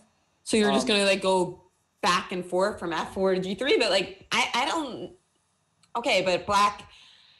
Yeah, Black, before I was thinking Black might have some actual pressure. Now it's just h4. Black is hoping to get some kind of stasis, I think. Yeah. But Black only has a minute left on the clock, so that would not be a poor result at all. Yeah. Now, actually, White's got to really look at this one, Jen. You'll love this. Now White wants to do the following. He wants to go knight d4, king g1, and knight e2 mate.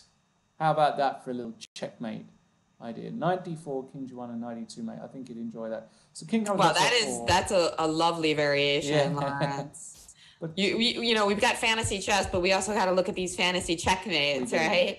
And that's a fantasy mate. Did he move anywhere? He still hasn't moved. We'll come back to Georg Meyer's. We've got we've got a side bet on the line here, me and Jen, for this Georg Meyer move. Rook e7, b3, or h4. A year's worth of... yeah, no, we won't go there. All right, let's go to another game. What have we got? We've got a bunch of games going on.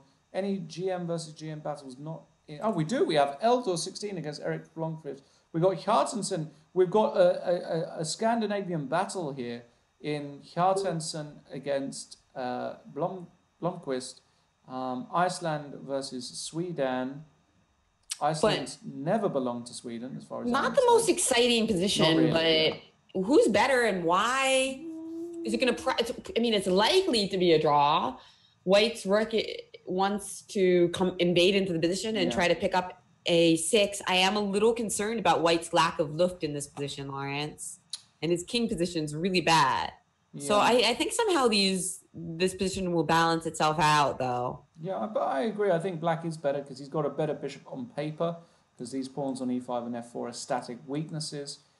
This pawn on a4 is also a target. So I actually like black's position much more. The only thing he has got going for him is that he can sometimes get some kind of stuff going like this, but it's a bit far-fetched. So far, the closest matches, Lawrence, are the migraines. He went rook e7. He's going for checkmate, Jen. I can't believe it. He spent 5 minutes to put his rook on the 7th. Georg Meyer, 2018, baby. Here we go. We were right, Lawrence. Yeah. We got something right today. Go on, tell me. Well, I was just saying the closest matches today seem to be so far the Lions versus the Blockbusters. So let's check in on our girl, Vanina, Grandmaster Vanina Gunina. Vanina Gunina. Somebody said I said that wrong, though. I think it's Gunina, right? Gunina, yeah.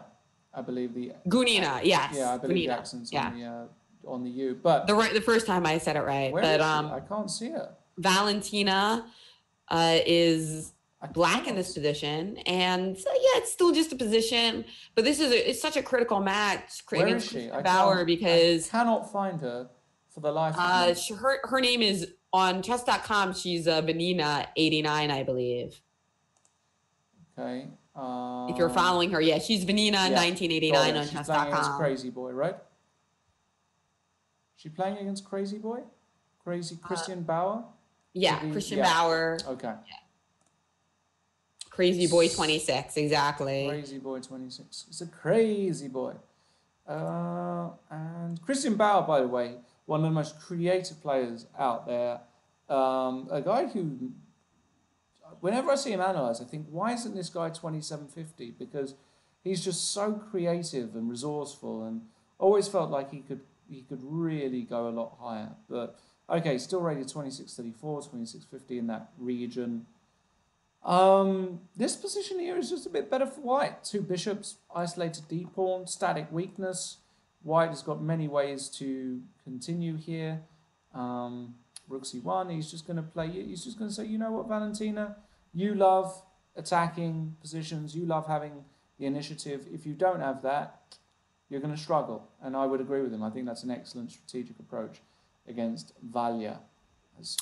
Indeed. And so unfortunately, when you're playing black, sometimes it's hard to avoid that. That's why you can't only be an attacker as you reach these higher levels that she's aiming for, because sometimes with black, you can't avoid it. There's always some line where they can like neutralize things and make it less fun. Right, Lawrence?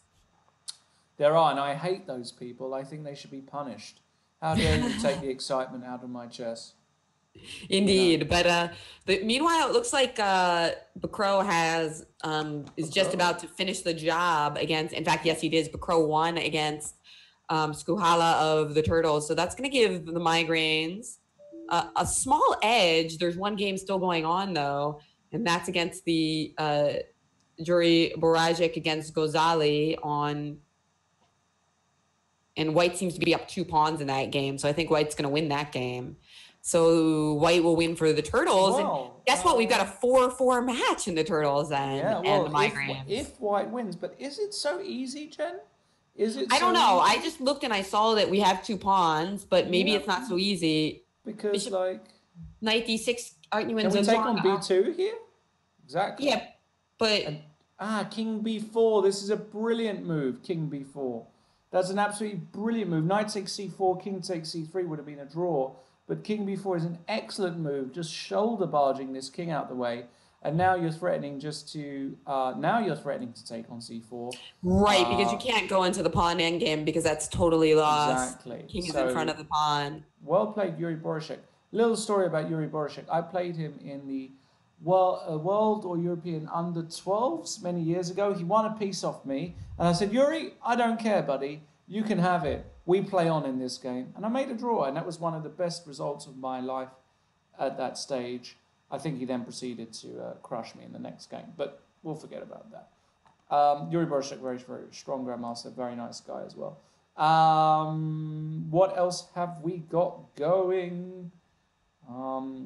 We've got lots going on. I think we were looking at. There's a lot of games between the Puffins and the Snowballs still going on. Let's go there. Let's go to Asturga, aka Yevgeny Agrest, playing against Bjorn Torfinson, and we've got a position where it looks as though. Am I counting the pieces right? What's this? Hold on. Agrest is a piece up. That's no good. Bjorn is going down here. Bjorn is going down. That'll be an important win for the Snowballs. Bringing one back. I don't see there anything to analyze. In fact, it just looks like a whole piece. Bjorn is, you said it, Bjorn is going down, and that will be a very important win for the Snowballs, who started off very slowly against the Puffins. So they did. Big game there. Meanwhile, the Can Blockbusters against the Lions also shapes up to be a very close match. As we saw, you didn't like Vanina's position, but that game was just getting started. Meanwhile, it looks like Gawain Jones is back in action against the Mosquitoes, but so far it's been all pain for the Towers against the Mosquitoes. Horrible. 4-0 down in the first. Come on, boys. What are you doing? What are you doing? You know, the London Towers, talking about towers, the Tower of London is open. And a little guillotine might still exist there. And if these guys finish bottom of the league, I might put in a little request to get them shipped over to the tower for a little punishment for showing us up, for showing our city up. Come on, pull your finger out. Let's get to work.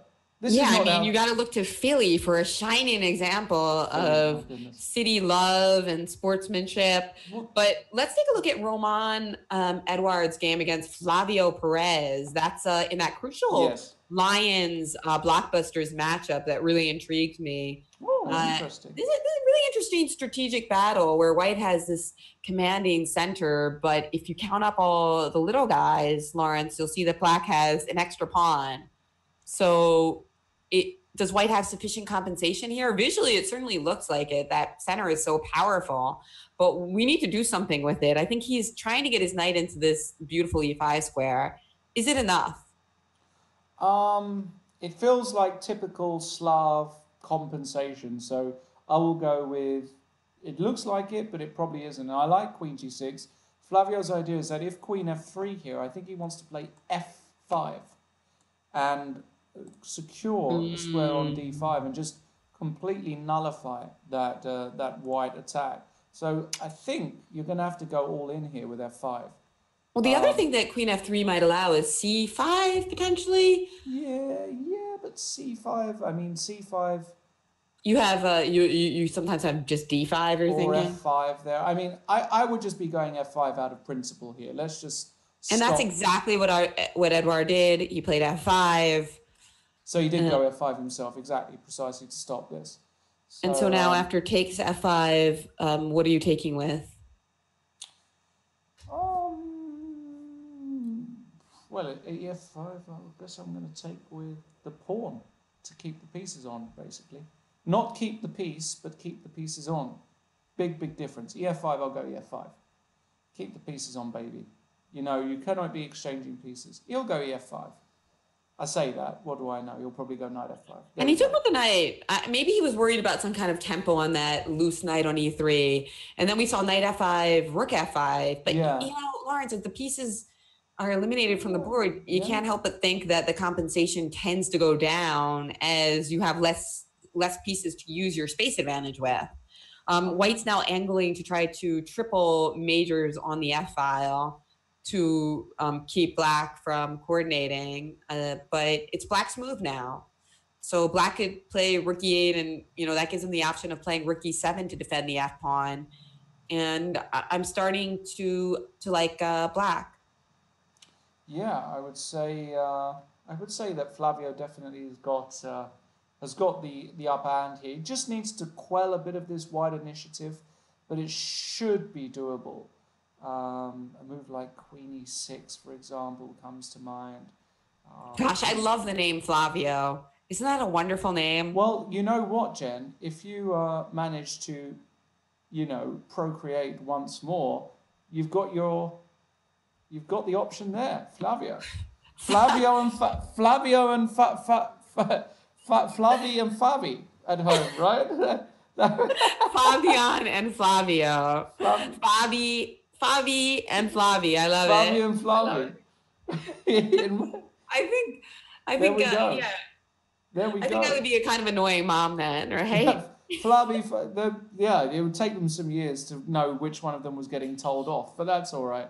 Yeah. Just go to the playground. Here are my sons, Flavi and Fabi. Yeah, exactly. But So rook f2, so this is what's happened. He's basically piled up on the f file, but you know what? I'm not that impressed by this, I have to say. What if we just you're not impressed because you think I can just play like f6? Well, f6, he's going to go e5, and then we can just take it. Yeah, but we can just take it for now. But it's more the issue that e5 is always there, so I can't get too frisky. If I play f6, I have to watch out for e5. If I play like b4, maybe now e5 would be strong because I can't take back anymore. Well, I could, but no. You could, yeah. But it would be bad. Well, yeah, exactly. Okay, let's go to another game. But this one really intrigues me. Is like this is an interesting game. Little Flavio. Yeah, Flavy, Flavor Flav. Who else are we going to go to here? We've got so many games. The problem is, guys, everybody watching, like, why aren't you going to this game? We've literally got like over a dozen games in progress. Well, Meyer's game is now getting into the time pressure. Okay, so let's go there. Let's go back.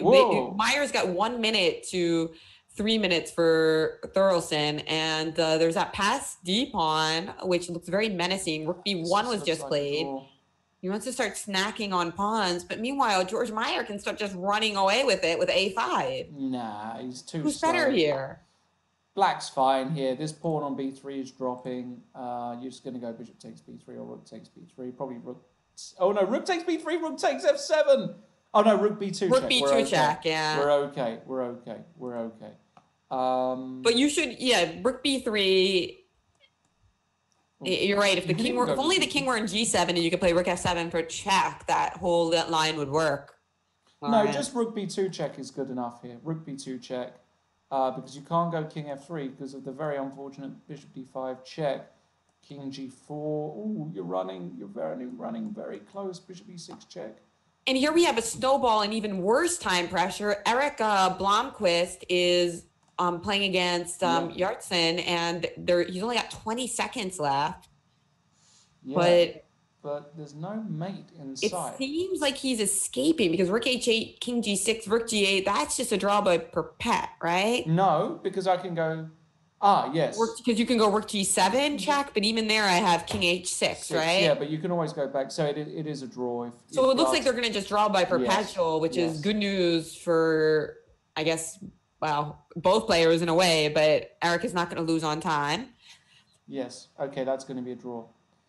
Meanwhile, by the way, the Migraines are getting underway in their third match against the Turtles. So we'll keep our eye on that as the rest of these games finish. Meanwhile, Agrest against Thorfinson. Thorfinson only with 13 seconds left.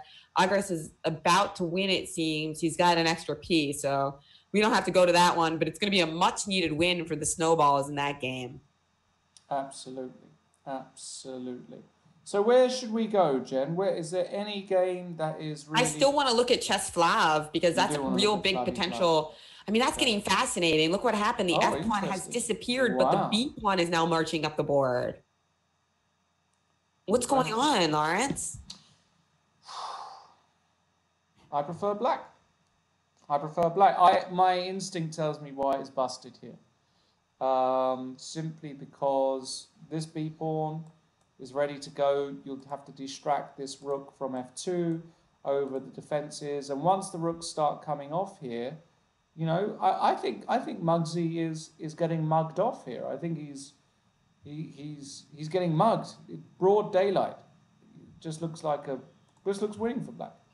I mean, that's without me calculating a single variation, but hey ho. What do you do with white here? Honestly, what is your move? It's very unfortunate because now our attack just leads to a bunch of trades, which is not at all what we wanted. I guess we have to play, like, if we play e5. Yeah, e5, we just go b2. Or b takes a2, even better. I mean, we're just too little too late, Lawrence. That's the problem, right? We're like, yeah, we're just waiting. We need to play e4 to e7 to make this game interesting right now, right? Exactly. No, or at least to e6, and that's only allowed in the park chess, right? So what did happen after b3? Edward is still in the tank, and he has 7 minutes, so he might tank for a little while. But will he discover anything in the tank? Not really, no. And he's taken on b3. Okay, cb3. Sure, cb3, of course. You know, you got to keep that beautiful passed pawn in the thick of things, and because that's a White's problem, and unluckily for him, you know, there's just not a whole lot to do about it. Okay. So he's played c4. The idea is now b2 is not on the menu because of queen takes a3. Well, hold on. It might be on the menu. That's the whole point. Maybe you can go b2 anyway because you queen with check and win a rook. Wait a second. You're saying after b2... Well, if you go b2, queen takes a3, I go b1 equals queen check. Then right, but I can play rook f1. Yeah. Oh, maybe you just survive. Actually, you more than survive. That's a cute. Yeah, I play rook f1, so you don't have time to play rook takes f7. Okay. And then you traded queens, but you got rid of your beautiful b pawn. So that would be a really poor exchange, I think. Yeah. I agree. So that's actually a good resource here by Roman. 1 minute 58 for Flavio. So Flavio is thinking here, but I would play a move like queen. I was going to say queen before queen d6. I wasn't sure which. I love this queen b4. He's protecting the pawn on b3, and he's ready to play simple chess, Lawrence. b2, and she's a princess. Who's that? The pawn on b2. Flaviana. Is that a name? Flaviana. Here we are. Fabiana. Fabiana is a name. Fabiana is already a name, right? Yeah. But is Flaviana a name as well? No, I don't know. I'll have to get the Italians in there. There we go. If you have a daughter, you've got that one sorted out as well. So that's a bunch of hours saved. Flaviana and Fabiana. Flaviana just sounds a bit, I don't know, Flaviana. I mean, I don't want to say pretentious? Not pretentious, but Flaviana. I mean, where's Flaviana working? Is she working at Goldman Sachs or down the local bar? You tell me. Oh no! Is that going to cause a stir? I'm going to get killed now by all the Flavianas out there. Flaviana. It sounds like a stage name, is it not? Flaviana. No. It's a beautiful, elegant name of a wonderful chess player / upstanding citizen. Oh my God, Lawrence. I'm not cool with Flaviana. You know, we see so many upsets in the Pro Chess League. Is this going to be another upset? I was looking at one of Edward's books the other day. Yes. The catalog of avoidable chess mistakes. Yes. Is this game going to get into his next volume? Yes. The catalog, the easy. I've got actually a 1-page book on exactly the same topic, and if you want to avoid any chess mistakes, don't play. Go and do something better with your time, guys. Why are you here watching this nonsense? Come on, guys. So much better things. I'm only joking. Stay. Don't go anywhere because I might get fired, and I don't want that. Stay. I know you're having fun, and you know we're doing this for you guys. This is the Central Division. We've got some really, really cool games. We've got 4-all in the Migraines against the Turtles, 5-3 in the Puffins versus Snowballs, 2-all in the Blockbusters against the Lions. The only match that is really one-sided is the Amsterdam Mosquitoes, who are spanking the Towers. But we are going to go to another game here. Do Should you we want go to take to a look at Vanina? Vanina's game? She is, I mean, it's not terribly interesting. She just No, seems like she's in trouble. yeah, she's in big White's trouble. pawns are faster than Black's. Yeah, for sure. Well, Black hasn't even. Yeah. So where do you want to? Where do you want to go? We've got Gawain Jones. We've got Thomas Rendell playing Black against King Luke. Let's have a look. Check in with my boy Tommy Rendell, who has Oh, played the yeah. Dutch We against the always want to take a look Dutchman. at Van Ville's games for sure. Van Velde and knight h6, and it looks as though Thomas has got an absolutely gross Dutch position, but you know, he's very resourceful, Thomas, especially in this Pro Chess League. He does manage to pull out the rabbit from the hat sometimes. So, yeah, we'll see what. I can't really see what's going on here, to be honest. Looks as though actually Luke's just got an amazing position. Looks like he's got more space, more control. This knight on h6 is really daft. But Wait, is daft good or bad? definitely not good. It's funny. It sounds kind of good, like deft. Well, deft and daft are two different words. That would be why. No, D-A-F-T, daft, for all of you American guys who don't understand English. Shout out to you guys. There's a Google thing, Google it, daft, D-A-F-T. Sorry, Jen, I'll have to use... You got to use, for us Philadelphians, you got to use real simple words. Okay, what do you guys in Philly like using? I'm a writer. I love words. I know you do. But sometimes you guys, you Brits use these words. They're different, you know? They are. It's the same language, but it's also not the same. That's pretty much it. Yep. Now, what the Americans do is they like to, you know, what you guys do, what I love, you like to really spell it out, you know, that's, you know, you like to spell things out. It's a sidewalk where you walk on the side, it's not the pavement, you know, just make sure you know where you guys are walking, on the side, not in the road. Is something going wrong here for Flavio? No, Flavi. Move B2. What? What about rook? Isn't rook takes B2 possible? Maybe. Maybe are we still doing well? I mean, queen takes B2, queen takes D8. Okay, but that position is still... It's a save. Did he have to play B2 there? He had so many other moves. Probably not. Okay, but... was in the air, I don't know. But... Rook takes B2 looks like is this just a save?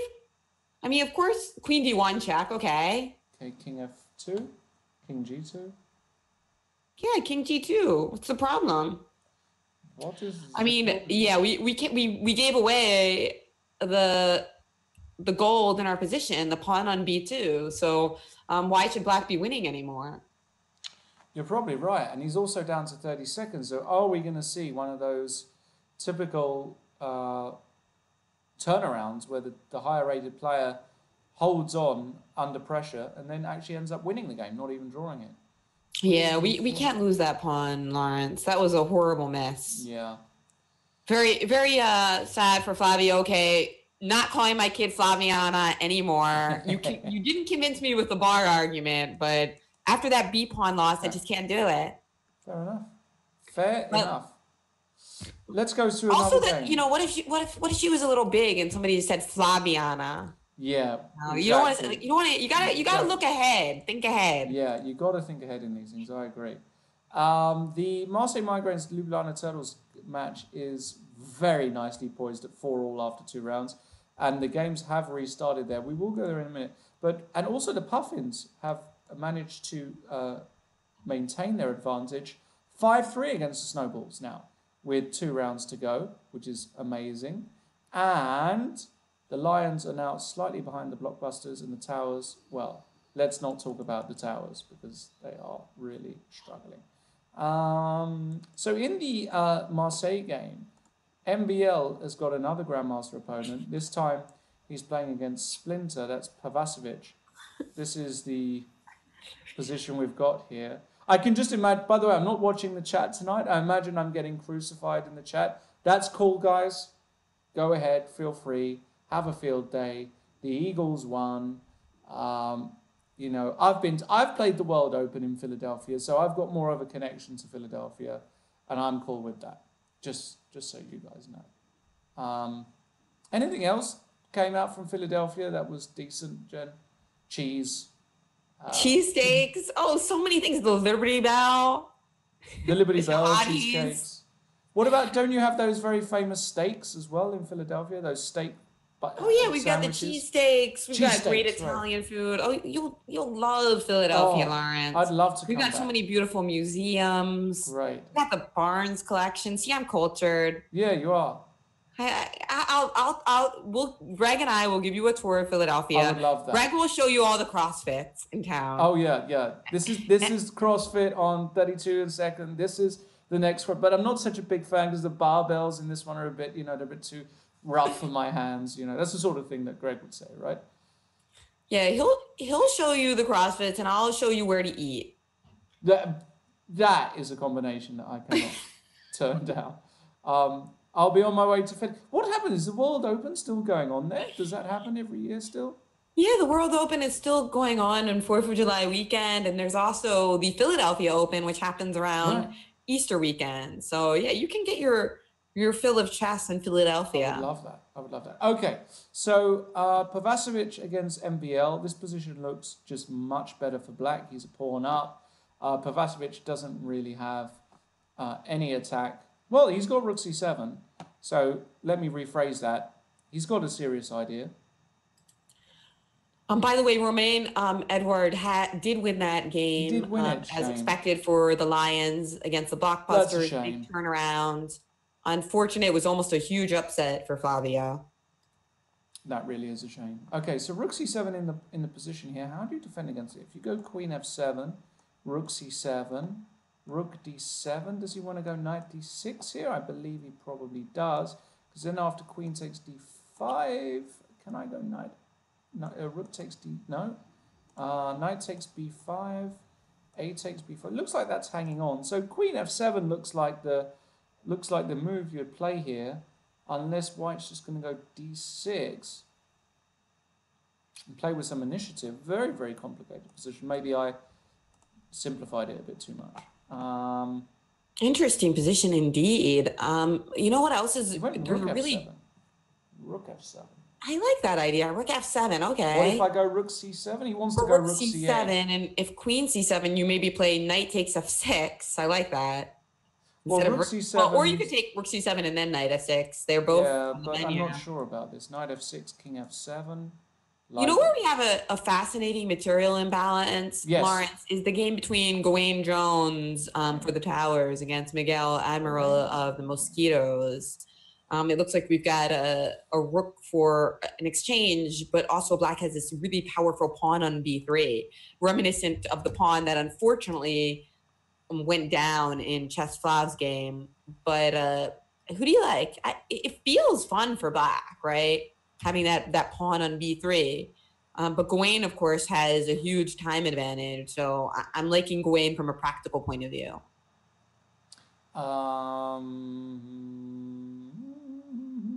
Yes. Gawain's also very tricky. He manages to somehow save himself from worse positions more often than not, which is a good skill to have, and one that I wish I had, I have to say. And with knight c3, is he aiming to play knight d5? What's he getting at with that move? I'm not really sure. His knight was on e4. Now is it any better on d5? I don't get it, if I'm totally honest. But yeah, this idea. Yeah, the position is very interesting, and unfortunately for black, though, he's spending like 30 seconds in this position, and it's basically half his time now that he's used in just one move after knight c3. I just think from a practical point of view, black's just going to lose because you just can't play such a complex position with 30 seconds when your opponent has 6 minutes. It's unplayable. It's definitely getting too close for comfort here. I don't know why. Queen A1. A1 was played. Okay. I mean, cool move. He's removing his queen to play B2, but I don't like the 1 minute think when you had exactly 1 minute and 20 seconds before the move, right? Yeah, I didn't like that. Same move faster.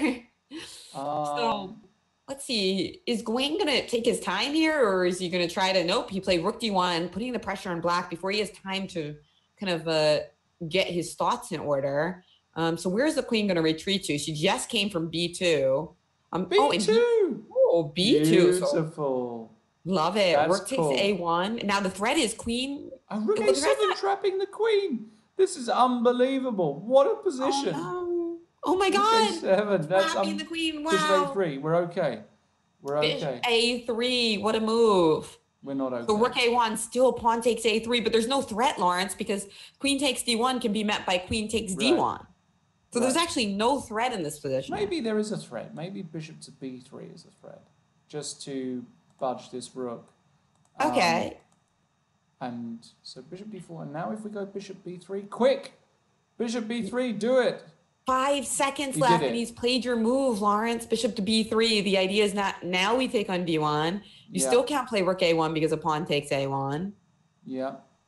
And now, is there something magical here? It doesn't look like it. Going with just queen B5 out of left field. Oh, that's no. The Gawain I know. 28 is loose, Lawrence. Rook E1!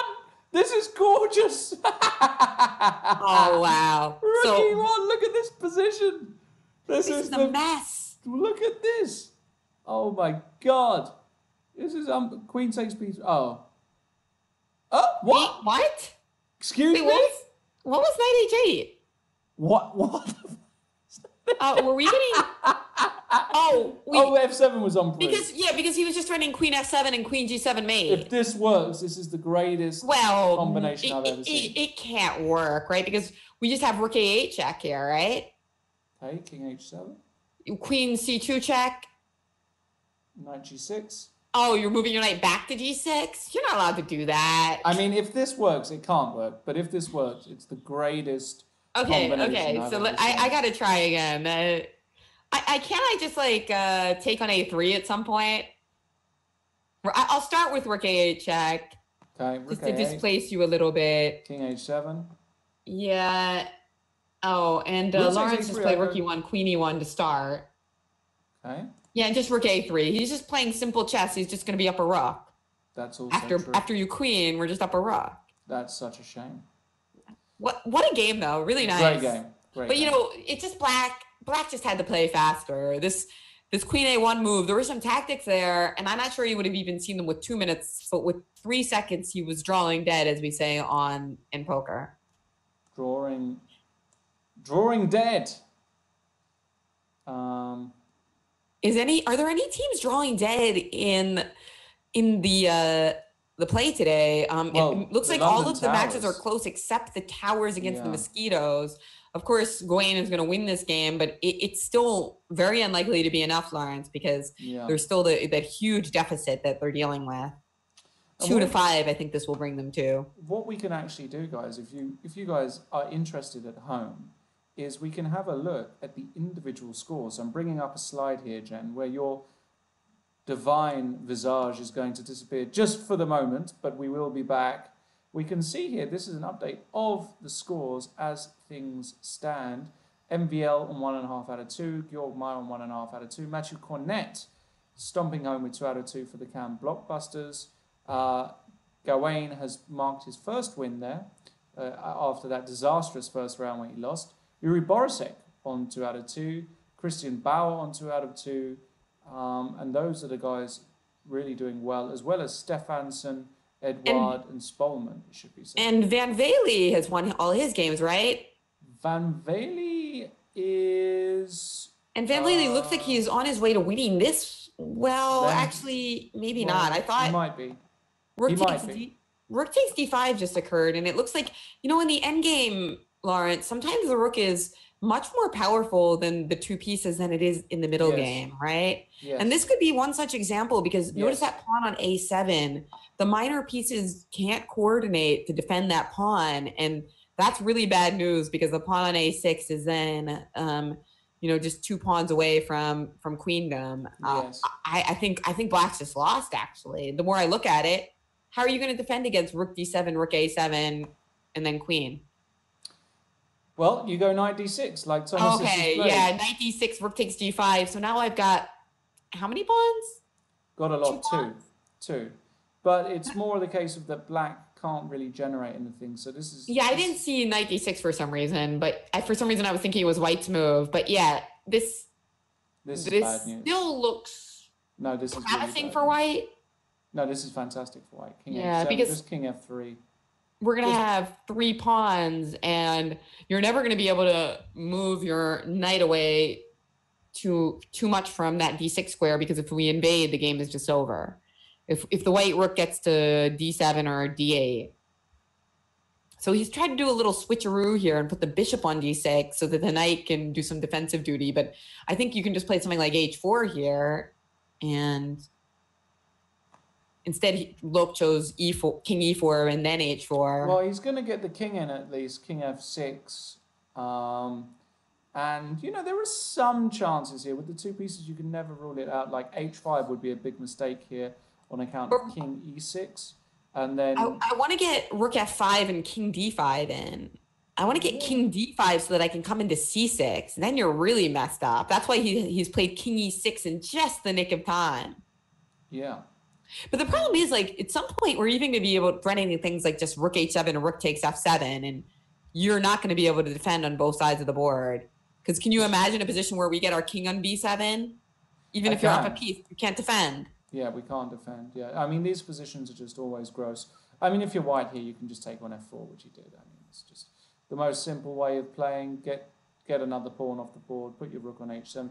You don't have to rush these positions. You know, king g4 now and just going f4. And it's Thomas has got a hopeless task, as he well knows.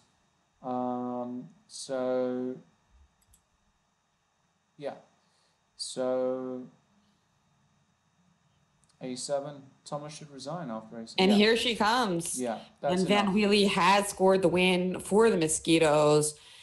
Just a huge day for the Mosquitoes, who are annoying their opponents in good measure. Yeah. Okay, where to go next? How about we go to MVL, our headliner of the day?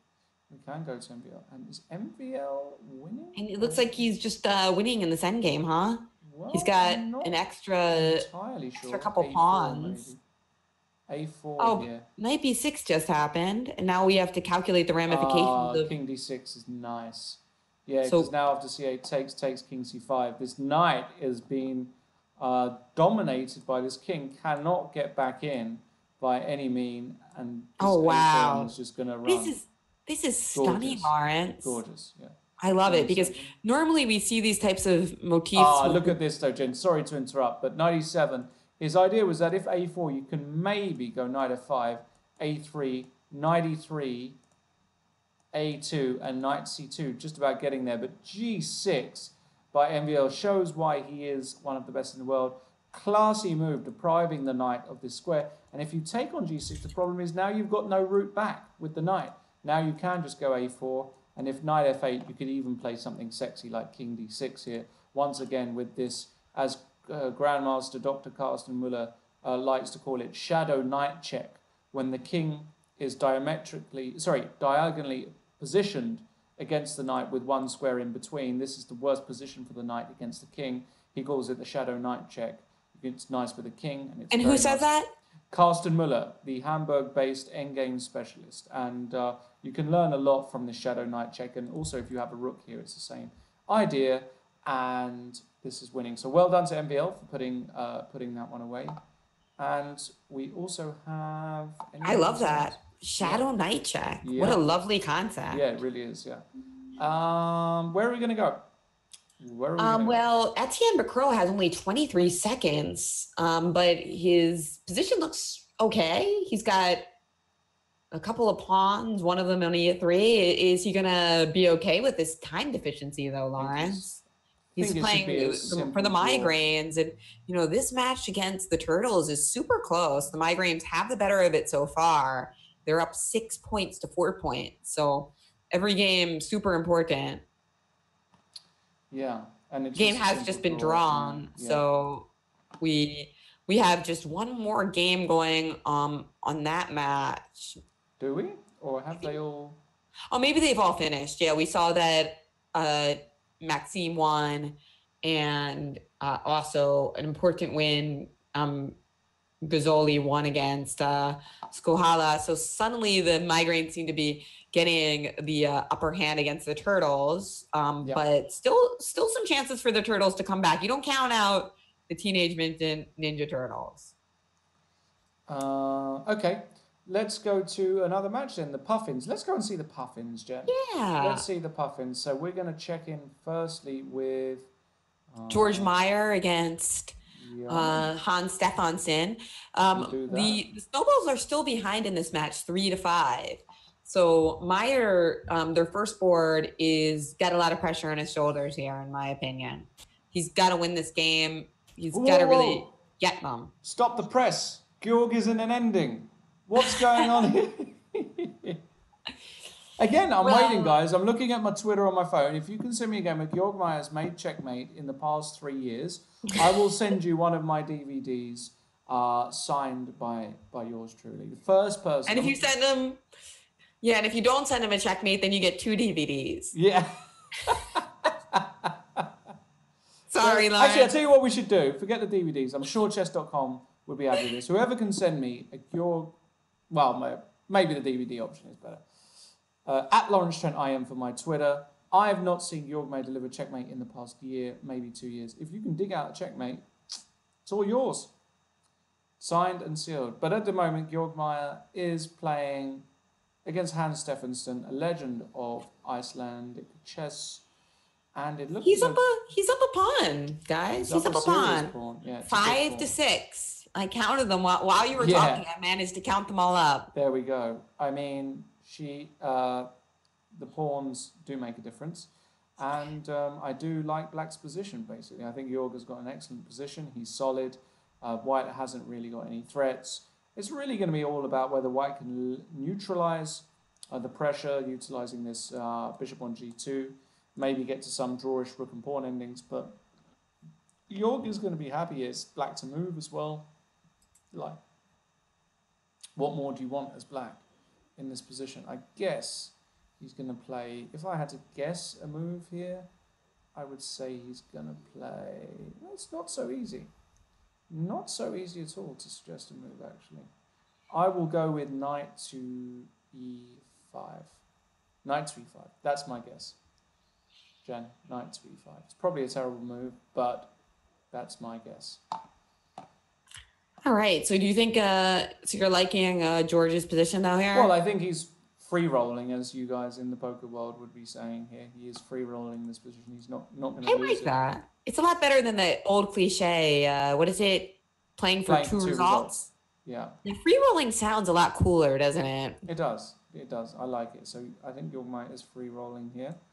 And let's move on to another game. We've got Esterga against Eldor 16 from the same match, of course. Johan Hjartarson against the one and only Yevgeny Agrest. And it looks as though Agrest has just got a massive position here, unless there's a tactical shot. Well, we're down. He's down a pawn. I did the counting even faster this time. Yeah, White's got an extra egg. But Black has got all kinds of pins going on in this position. Queen pinning that knight, the rook pinning that knight. That pin is double. That knight is double pinned. Right, but we've still got 3 pieces defending it. So we've got our bishop, our queen, and our rook all defending it. Or are you trying to play knight c2? There's all kinds of interfering moves. Yeah, knight c2 is a potential threat, with the idea that I'm removing that key defender on b1 and interfering with a rook. So I think you got to stop knight c2. Exactly. What do you think? I do. I mean, it's not so easy. But you could tactically deal with the threat, Lawrence. I'm wrong. Go on. Oh, I missed something. I'm missing, like, the thing is, if I move my king from h1, then I'm threatening knight takes f6 and queen takes e8, right? The problem is right now my knight is pinned. So like if I play king g1 and now you play knight c2, I do bishop c2, rook c2, and knight f6. And suddenly White should be winning. Except there's a checkmate on g2. Yeah, right. Okay. So I'm going to switch the move order. Knight c2, then knight takes f6. If I play king g1 and you play knight c2, I can play knight takes f6. King g1, knight c2, knight takes f6. And you want to do it like that, huh? Well, I'm just looking for ways to consolidate here and trade everything off with white because Looks good. I'm up a pawn. Looks good. So king g1, but after king g1, Jen, you know what I'm going to do? You know what I'm going to do, right? And this is still a mess. We still have to do the counting here. I feel like the counting looks good for me, though. Bishop a7. Oh, you just want to pin everything. I'm going to line them up. I don't know if it's any good, but my goodness, it feels good. It feels right. I think it's okay. I think it's okay because if knight takes f6, I think here in the worst case I could play rook takes queen, knight takes d5, and here I think I've got a spangdancious knight f3 check, and if rook takes f3, then I've got rook takes e1 double check, and then I pick up your bishop on b1, and I end up an exchange up. So the problem with white's position is the following. He's a pawn up, but what is the key feature, guys? Here's a little lesson. King safety means everything in middle games. White's king, much more exposed than black's. And as a result, it feels as though black has got a tremendous compensation. Now, I don't know. We could cheat. I kind of want to cheat for once. But by the way, king h2 was played, Lawrence. King h2.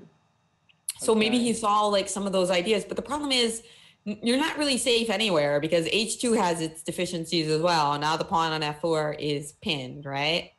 Well, what about your knight c2 again? I mean, like... Well, we should look at the same line. Knight c2, knight takes f6. But now knight f6, and if I play... And so if you play pawn takes, my idea is that I just have queen takes e8, check, rook takes e8, rook takes e8, and your knight is hanging on c2 at the end. So that was bad. True. That is true. Right? That is winning. Yeah, that is good. So you have to do something else. You have to like actually take something on, maybe take on e3 or something.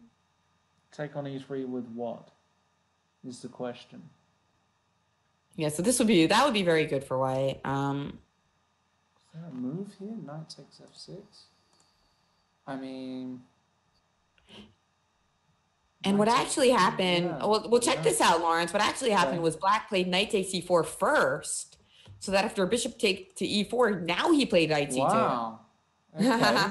That's funky. So the idea is that if bishop takes d5, now knight e3, and you're forking the bishop and the rook. So look at these tactics that these guys are seeing in a 5-minute, what's now a 5-minute game, started as 15. It really is impressive, this calculation. I love it. I like to tell my students, Lawrence, that there's a difference between tactics and calculation. Tactics is being able to spot patterns quickly. Calculation is making sure that you can go over long lines without having a bunch of snafus and misses in your line, right? Agreed. So kind of separate those two skills, and you got to work on both of them. Oh no, Jen. Yeah?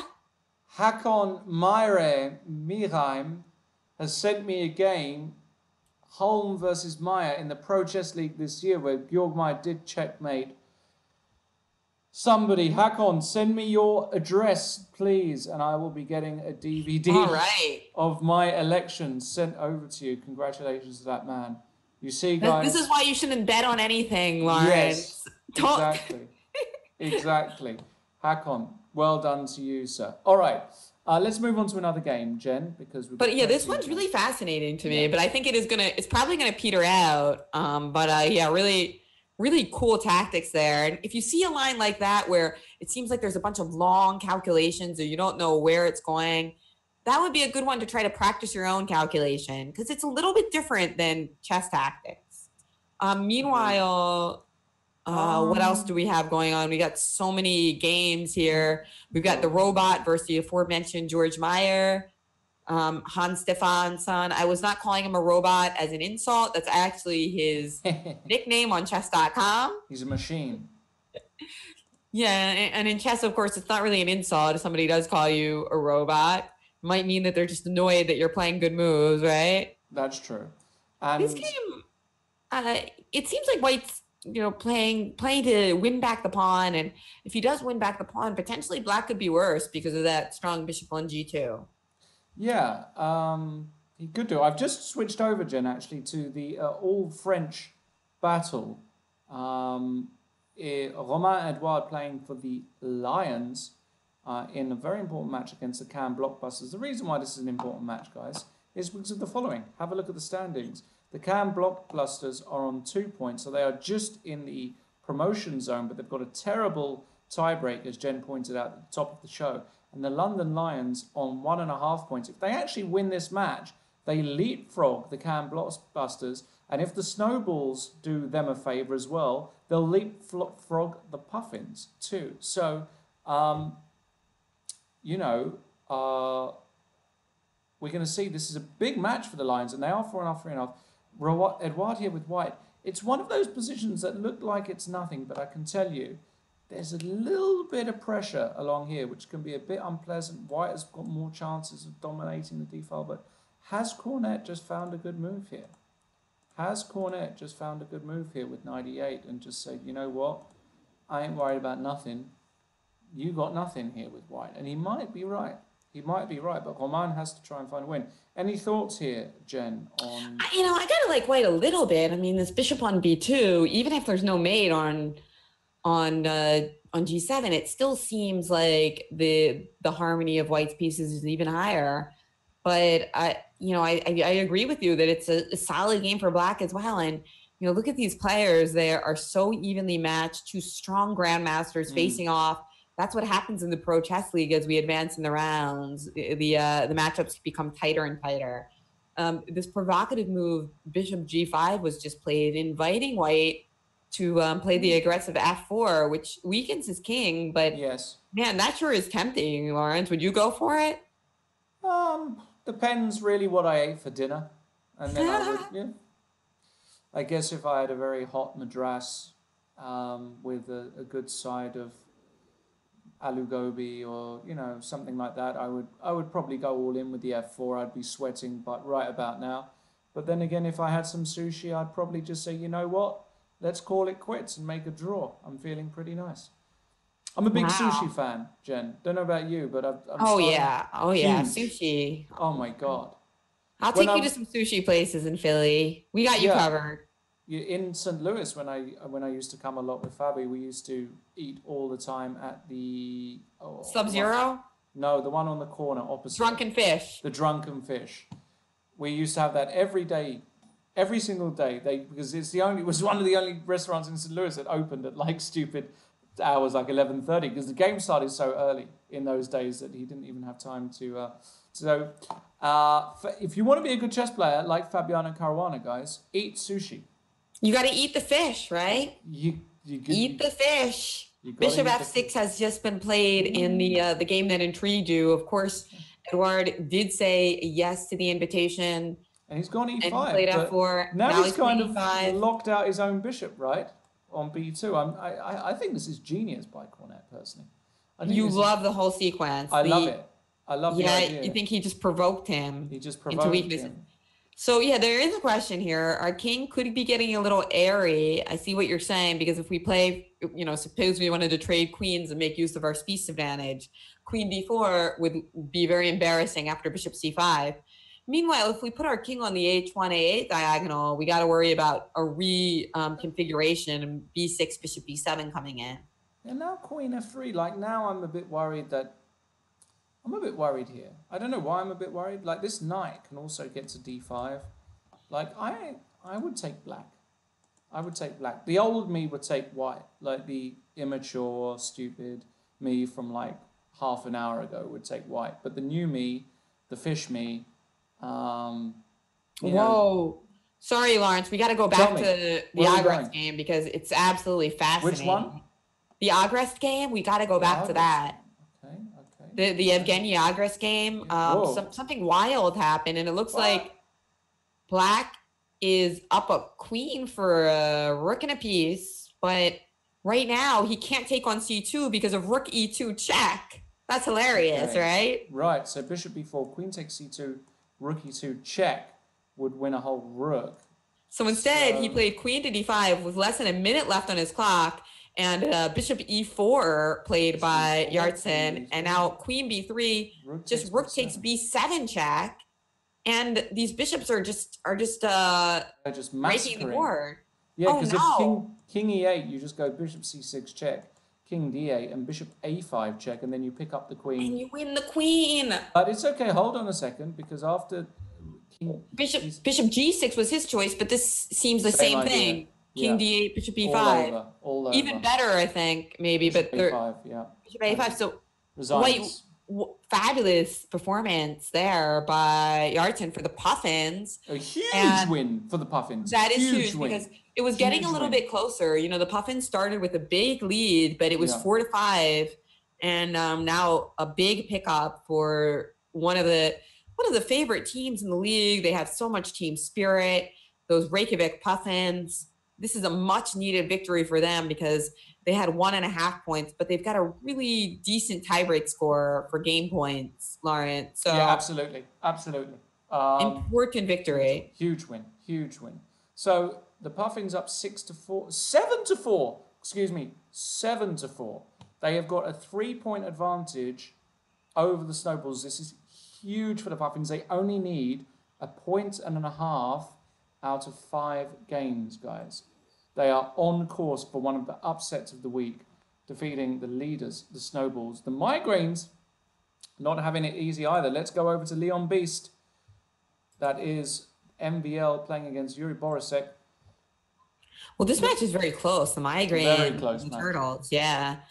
And we've got time goes by fast when you're having fun, Lawrence. Is it just me, or is this the last round of the Migraines versus the Turtles?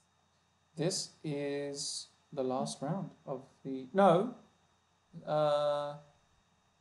12. Yeah, no, this is it. This is the last round. You're absolutely right. Yeah, this is it. So this is the top boards playing against each other. MBL against Borisek. We'll get another bunch of grandmasters playing against each other. Let's see, Baki 83, of course, playing against Splinter, aka Pavasovic, and we have got Crazy Boy against Rikikits, which is Bauer against Maxime Lagarde, but that's in the Lions versus Cam Blockbusters match. So we'll keep an eye on that. And we've got Raphael against Nuki. That's in the Turtles against the Migraines as well. So we've got basically a whole bunch of Grandmaster clashes now in this final round, which is going to be very exciting indeed. Very, very exciting.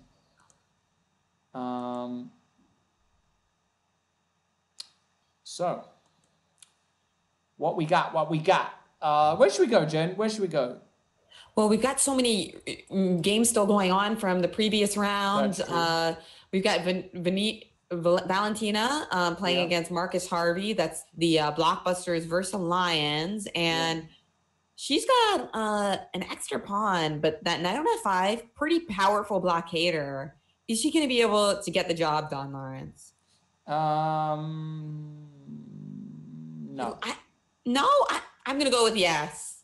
It's not just because I'm a feminist. Let's go for it. I'll Queen e5. What a move. What we got on this, Jen? We've got we got something. We me and you, we speculate. One Litecoin? Yeah. We got a white wine on this? A glass of white wine on this. Oh, I said Litecoin, not wine. A Litecoin? The dump was yesterday, honey. It's booming now. I've already lost 500 to the Shahade family this year. I think that's enough donations to the Shahade. Goodness. A Litecoin, but I'm a pawn down. Go on then. Have we got a Litecoin on this? Oh my god, but he's dead lost. Wait. Okay. I'm not gonna hustle you, Lawrence.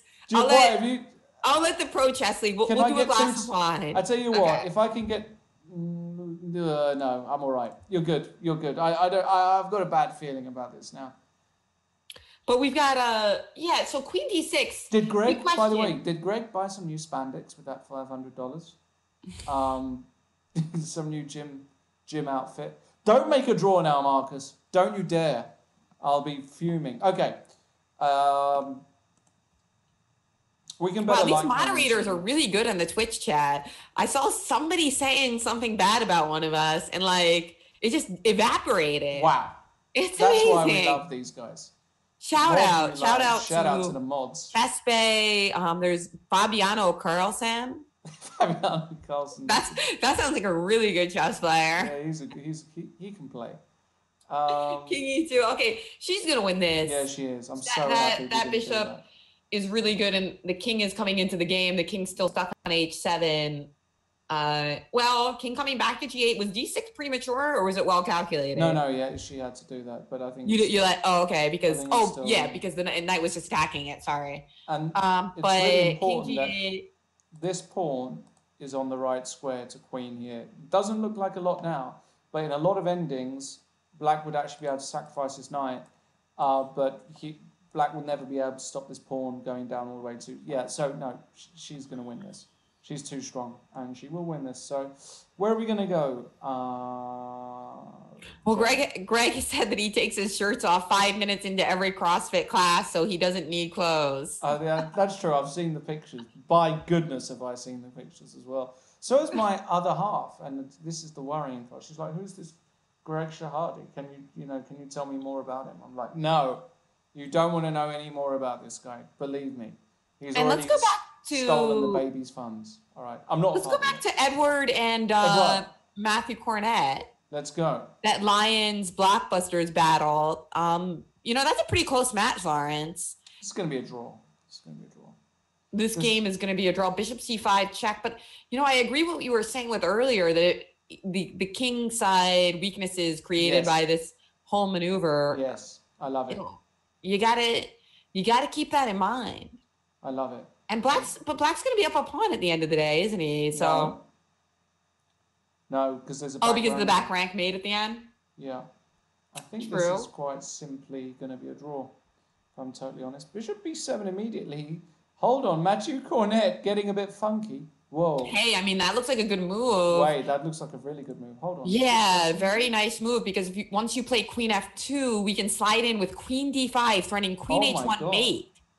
Right? So you have to go Queen E2, right? And you have to do Queen E2, because now with Queen D5... Well, we can probably take on C5 just... Yeah, you can't play Bishop G2, because then I just take on G2, Bishop takes E3 check, and I end up a piece. Or the other way around would be even better, because it'd be mate on G2.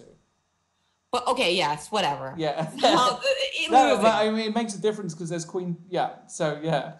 But you're right. So Queen D5, you got to play Bishop takes C5. Yes. And allow me to play Queen H5 check. Queen H1 check, King F2 and Queen E3, and I'm picking up a pawn. What? Bishop takes C5. Oh my God.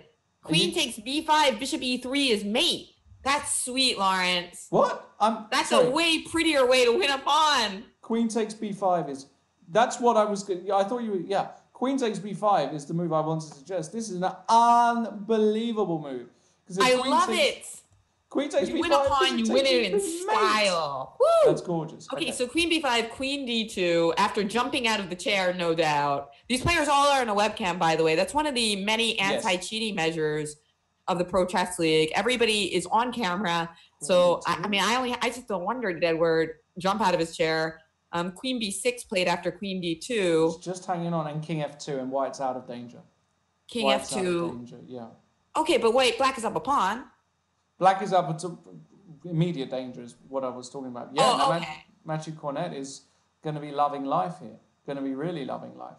So luckily, Bishop takes C5 is check. After Queen takes C5 is check, because otherwise there'd be a little nasty mate on D8, right? Can you go B4 here? No, that's stupid. I'll try to force the... Well, if you go Queen takes B4, I say thank you very much, checkmate.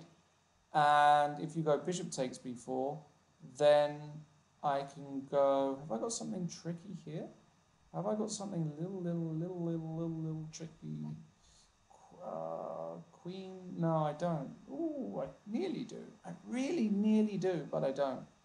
Story of my life. He played B4. He played it. I knew it worked. I knew it. I just couldn't see it. And he took on E3 because you can't take on B4, and I don't know why. I just can't work it out. And he took everything off, and he's saying, you know what? I can make a draw here with White. You're going to struggle to win this, an extra pawn up. But my goodness, Mathieu can now just free roll this. He's going to play H6 here, I would have thought. Yeah. Okay. So yeah, like you said, free rolling at this point. But what a game! What a Amazing. game! I Amazing mean, game. these guys are so low on time. And credit also to Edward. Like even though he might not have seen all those moves by Black, he's playing quickly and he's keeping himself in the game. That's what you see the difference between some of the top players in the league and those that are also capable of playing great chess, but they're more likely to capitulate when their opponent plays a surprising move. And I love G5 here, Jen, fixing this weakness here on G4.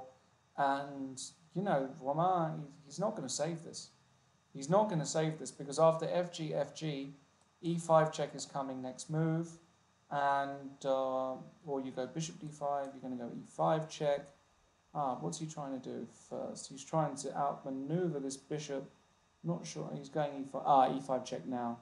Now King E3 is forced. And Bishop D5, he'll go Bishop E2 here, no question. And now the question is King C6.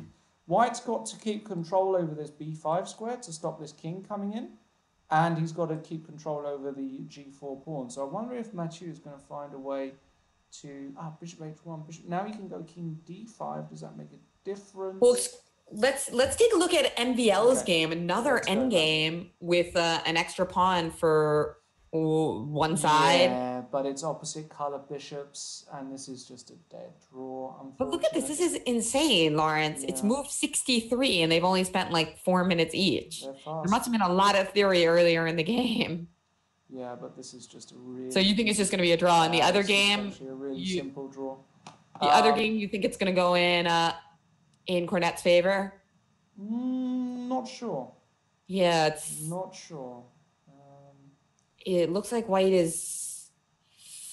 We're trying to get her... Now he's trying to get the pawn on B4. The question, though, is if the bishop can kind of like merry-go-round from D7 to F5 to keep everything in order.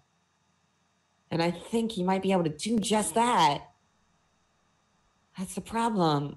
We can't make progress. If only we could have fixed that pawn on we could have fixed that pawn on B4. Yeah. We'll come back to that. I'm just still on... But it looks like this one might end in a draw too, Lawrence. So yeah, move where you want to move. Stone cold draw, and they have agreed to draw. Black has got a complete blockade. He's 2 pawns down. We can see the position here, guys. Black is 2 pawns down, but White has got no way of forcing this king out of D6, and there's no way of advancing this pawn. So that's a draw. That's MVL done for the evening. Gunina did win that match. Thank goodness we didn't bet a Litecoin on that. I would have been in the hole for the evening. I've already got to send out a DVD. My goodness, that's the last thing I need. Okay. Yeah. Why does this happen to me? Why, okay. I almost got you. I knew you were tricking me. Never bet with a Shahade, ladies and gentlemen. I've never won a bet against a Shahade, ever. I'm never doing this again. Never doing this again. Okay, who we got next? King Luke. How's King Luke doing? King Luke. Let's go to King Luke. Just a very quick... looks like a cool game. Oh, it looks like he's just about to win. Look at this knight on F6 and this pawn on E7. Ooh, pawn coming to D6 and D7. This is picturesque. Yeah, this is hopeless for Robo, as he's called back home.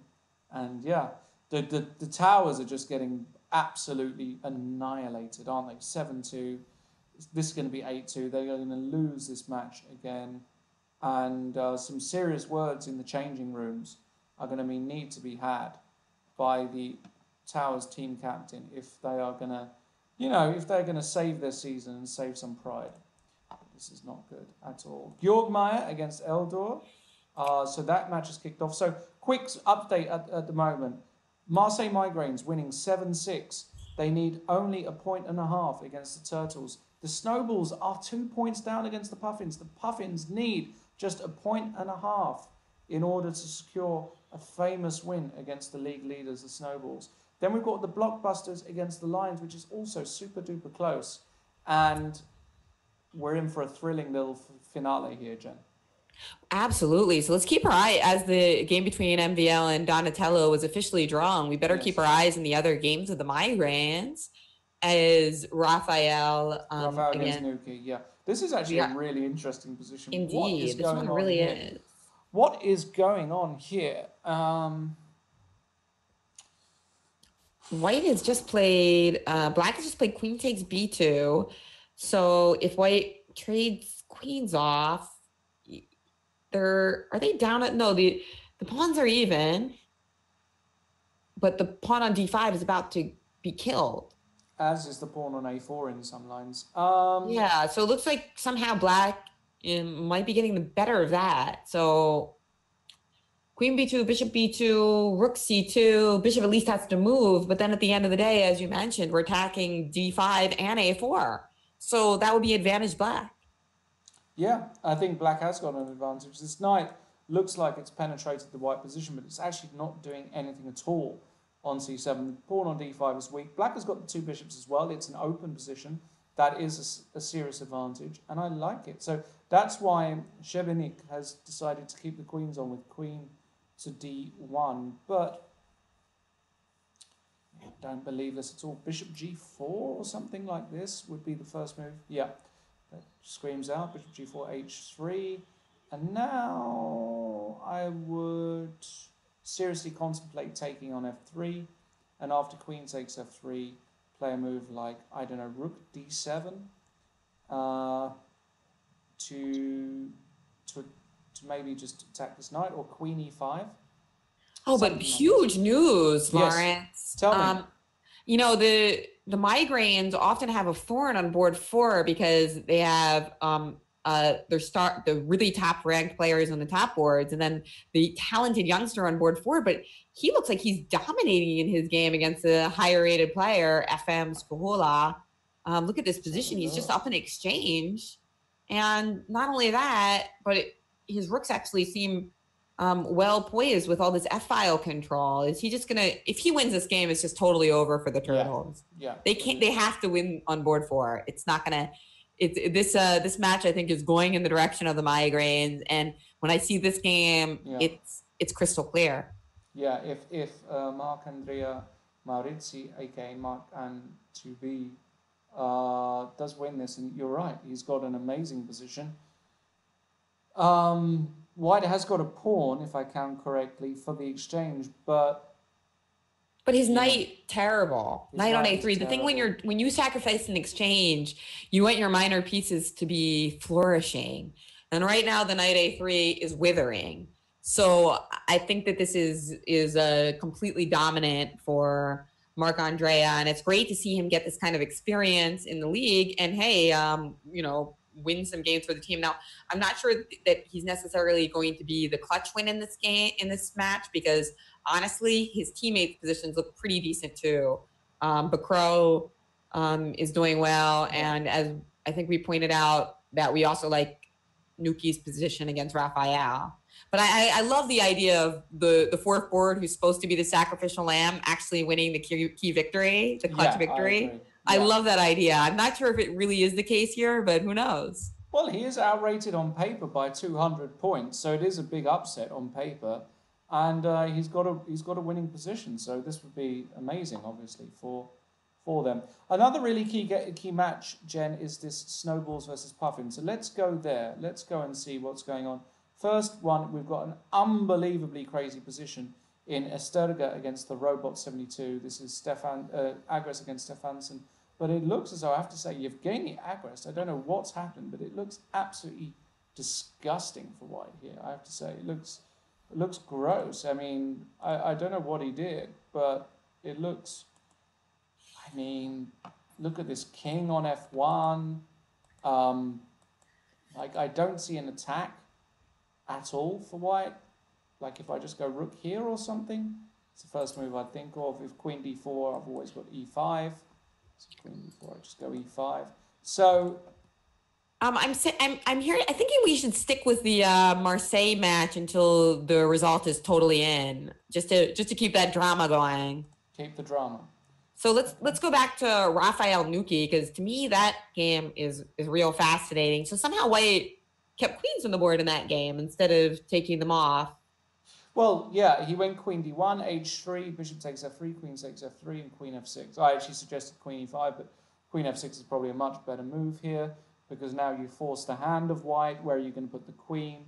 And then the d5 pawn hangs, as well as the fact that knight is just awful on c7. So I think Bozzoli has a clear advantage here.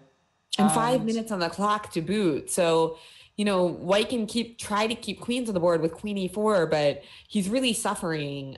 Meanwhile, Bacro against GM Splinter, Pavlovicic is also, I don't know, how's he doing?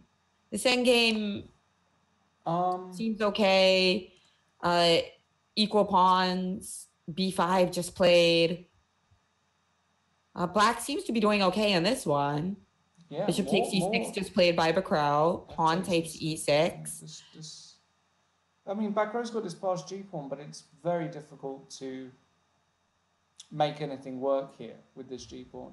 I think Black is all right here. I would agree with you, Jen. I think Black is doing just fine. But Marcan's battle is so crucial because he's gotten into time pressure, and I've seen that earlier in the league from him. He also had against the Puffins, I believe, he had a game where he was totally winning. No. He's going to go rook c3. He's going to bring the rook round to c3, and maybe he's okay. Good stuff indeed. But still, it seems like White got more counterplay than we wanted. Bishop d7, and White is kicking, as we say. Kicking and screaming.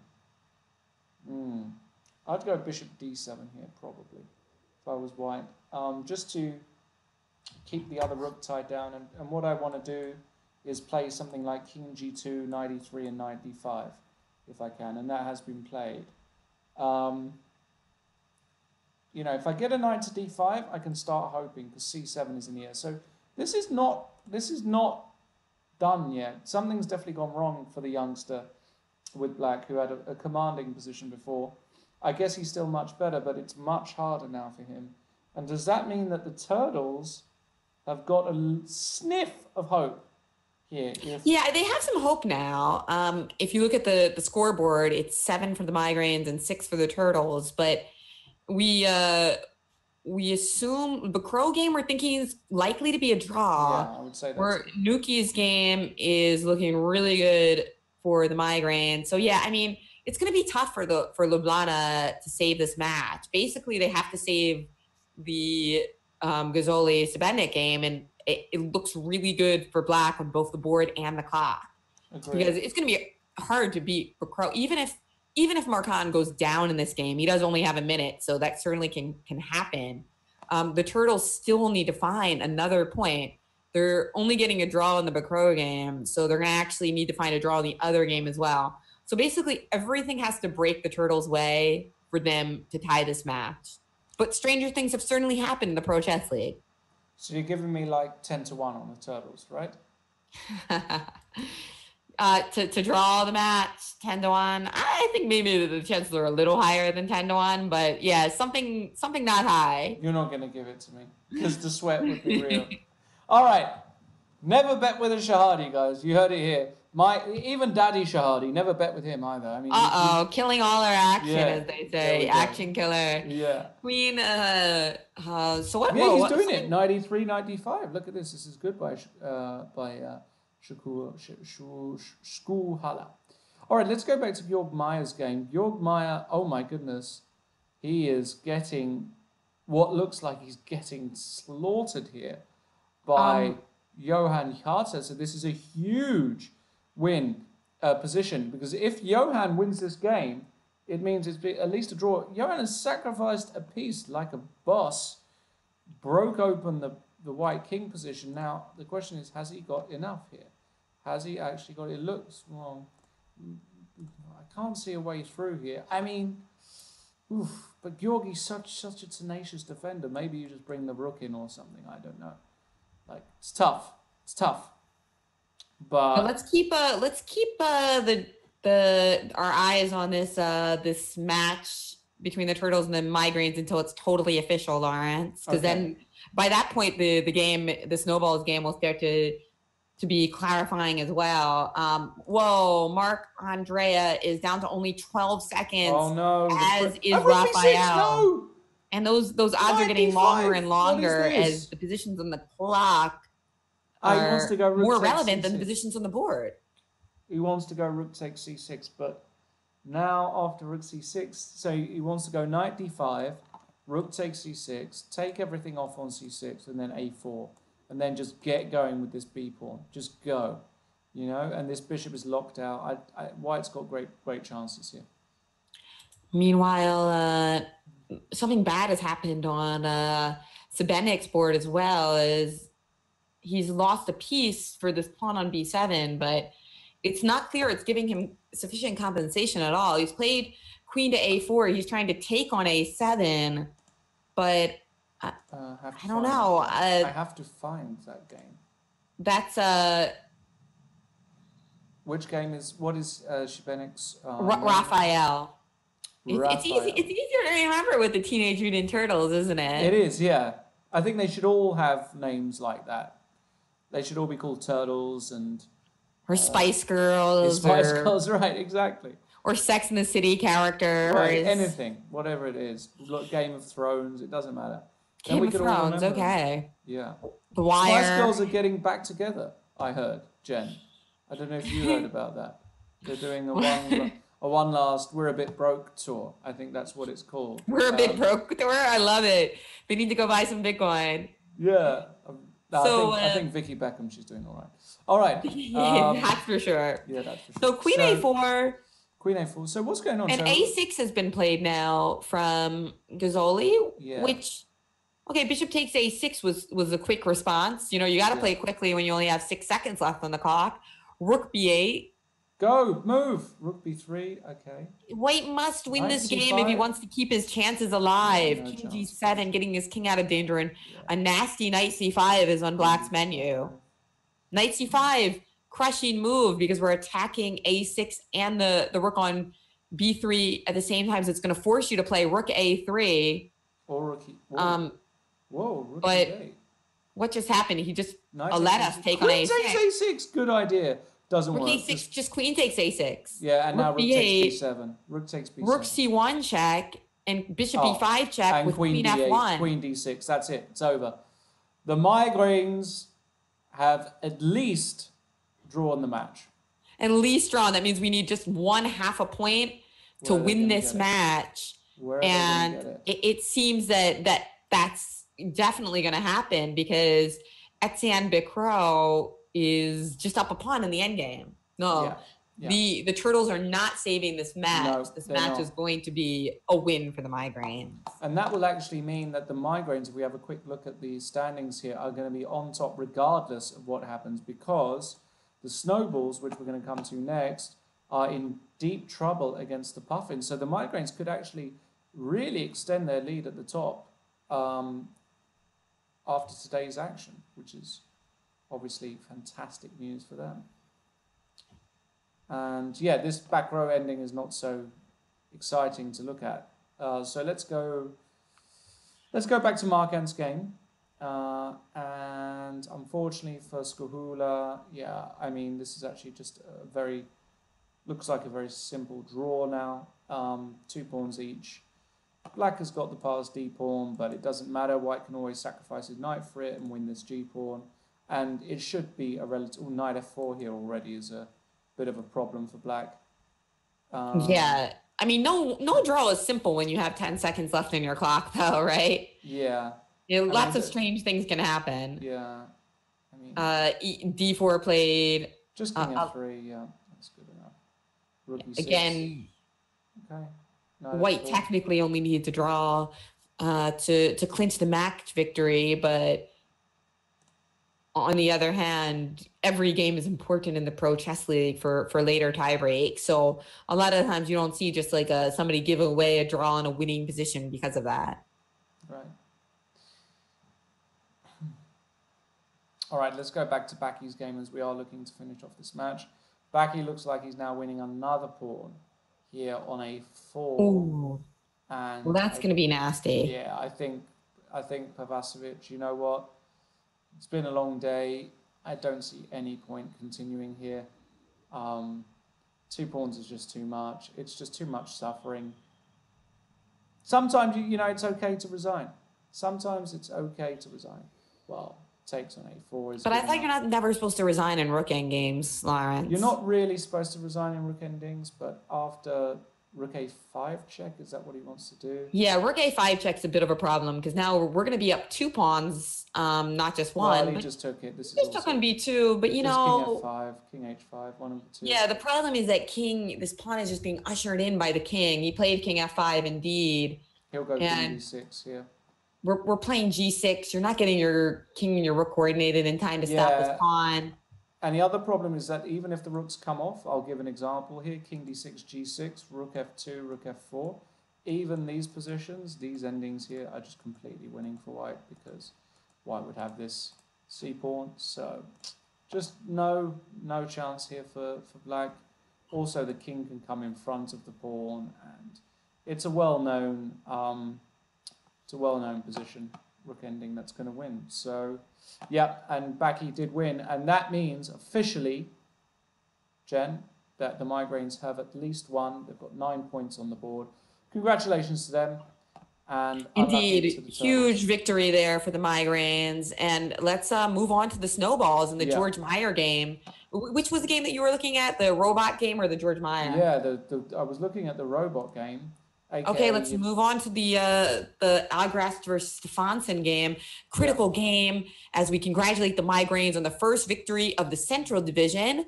Now we see that the Puffins with a big lead against the Snowballs. In fact, the Puffins already have 8 points, so they only need half a point to clinch the match. And Stefansson looks like they're going to do that. Crushing. He's just crushing Agrast here. Excuse me, I misspoke. The Migraines are not the first to clinch. The Mosquitoes clinched with a round to go. They won last year against the Towers. I mean, to be honest, I've scored more points than the Towers tonight than they have, so my God, am I going to have a word with their team captain after this? How dare you? How dare you? We're going to have to call them the loser Towers from now on. No, right? Oh no. Oh, is this a bit much? Oh, I know all of them. I don't care. They can all come and complain at the weekend.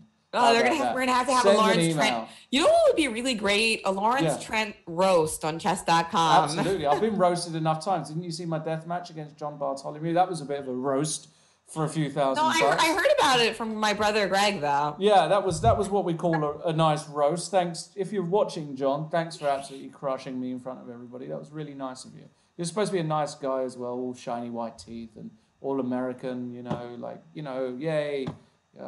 Nice. Cheers. Thanks. All right.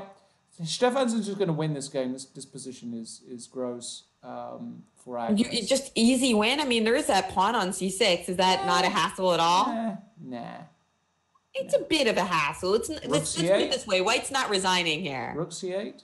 Your move? But that king on e5, I got to admit, the king on e5 is just a monster. That's the thing, What do you do right? against rook c8? That's my next question. Winning a pawn. Yeah, okay. Rook c8 looks like a good move indeed. I mean, maybe I can move my rook to like h1 so that if knight c6, I have rook c1, but you still have knight e7 there. Amongst other things. This is just hopeless. This has just got to be over. Rook c8, here we go. And that is going to be enough for the Puffins. And the Blockbusters, by the way, who are also winning 8-5, they only need half a point. So it looks like we're going to get 4 decisive results this week, Jen. And we already had 4 decisive results in the Eastern Division, so no draws yet in the Pro Chess League. No draws. We don't do draws here at the Pro Chess League. And what we're going to do is we're going to have a quick look at the individual scores very, very quickly here. We can see that on board 1...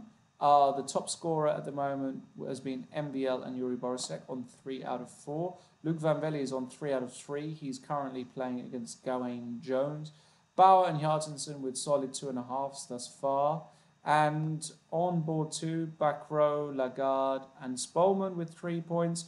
Tolson on board 3 for the Puffins has been an absolutely magnificent performer this week, with 3.5 points. He's been a big, big help to his team. And he's gonna be congratulated in whatever the local beer is in Iceland. Which, by the way, if anybody's got any tips for Iceland, I do plan to visit in about 3 weeks' time. So, have you been to Iceland, Jen? Oh, love it. Beautiful place. Yeah, you're going to have such a great time. It's on my wish list of places to take little Fabi. Right. But let's take a look at George Meyer's game against Yarderson because it's quite interesting. I know you think it's going to be too little too late for the snowballs, right? Yeah, it really is. They all that the Puffins need is a draw in that other game. And I think you're right. But on the other hand, at least saving some grace here will be George Meyer because I really like his position here. He is material, but look at that knight and that queen. Yeah, I mean, firstly, the piece on b5 is hanging, so what is he going to take? How is he going to take on b5? Probably just take on b5 right now. You're right. Yeah, rook takes b5 after queen a2, and this looks like the end of days. Rook f2, trying to generate something, and here you can do anything. You can play queen e7, and you can generate your own stuff with rook takes b7 afterwards, and it just looks hopeless, actually, if I'm totally honest. He did go rook f2. What else? If I was white, I would be going queen e7 here. Pretty sure. Unless I'm doing something. So as you were saying, that leaves Can needing to just win one game in order to clinch their match against the Lions. But hey, check this game out between Valentina Gunina versus Andy Horton, which looks like a lot of fun for white. I mean, look at this attack with the two knights and the bishop raking down that file. The pawn on g6. Lovely. Looks lovely. I mean, the big question is if you can kind of get a queen to f7, you're laughing. Or there's some kind of knight f6 check immediately in the position. Yeah, I mean, you got to look at knight f6 check immediately. Exactly. Knight f6 or rook f7. Rook f7 is also an interesting move because if knight takes b2, then you've got knight f6 check again with the idea of gf6, knight f6, king h8, and rook h7 mate. So the thing is that if Valentina loses this game, at least that keeps the Lions in the mathematically possible to win this match. I guess, like, honestly, if I had to guess, any move wins here. You could probably play rook f7. You can probably play bishop takes g7. You can probably play knight f6 check because they should all win, right? Oh, no. What did he do? No. What happened? George Meyer hung his queen. No, he didn't. Yes, and I was just saying that he was going to win a nice game to make up for the loss of the snowballs. But Beautiful. No, he just fell down. And you know what? He's actually chatting on Chess.com after the game, and he said, "Oh my!" Oh no, he played queen takes e6, and he didn't see winning. Oh. I George love it Meyer. when the super GMs lose their queen. We are all mortal here, guys. We can all do it. The good news for George Meyer was that at least it was in a situation where he was going to lose that match anyway to the Puffins. But, you know, tie breaks, personal record. I'm sure it's not going to be not going to be happy about that. But now the result is official. Congratulations to the Reykjavik Puffins. Yeah. Along with the Migraines and the Mosquitoes. They have won their matches in the Central Division, leaving only the Blockbusters and the Lions as an open match. Oh my God! What odds I could have got? What odds I could have got for that game, Jen? Huh? Yeah, I mean, I thought that. Huh? Oh. Yeah, it sure looked like Meyer was sewing that one up. And somebody joking in the chat, did anyone get that one right on Guess the Move? Exactly. I'm sure somebody did. You know.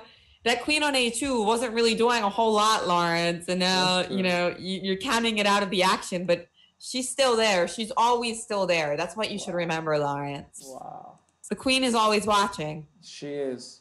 Talking about... And meanwhile, Stefansson, you thought he was just going to win easily. And it does look like that A-pawn is menacing. Yeah. Although he's making it difficult for himself, but no.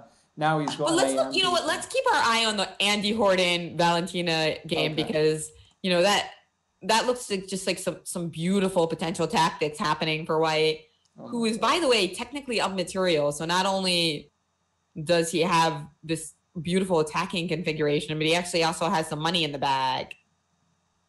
Yeah, I mean, just take on g7, play rook f7. Yeah, I mean, it almost looks like anything wins. Rook takes f8 and then bishop takes g7, Lawrence.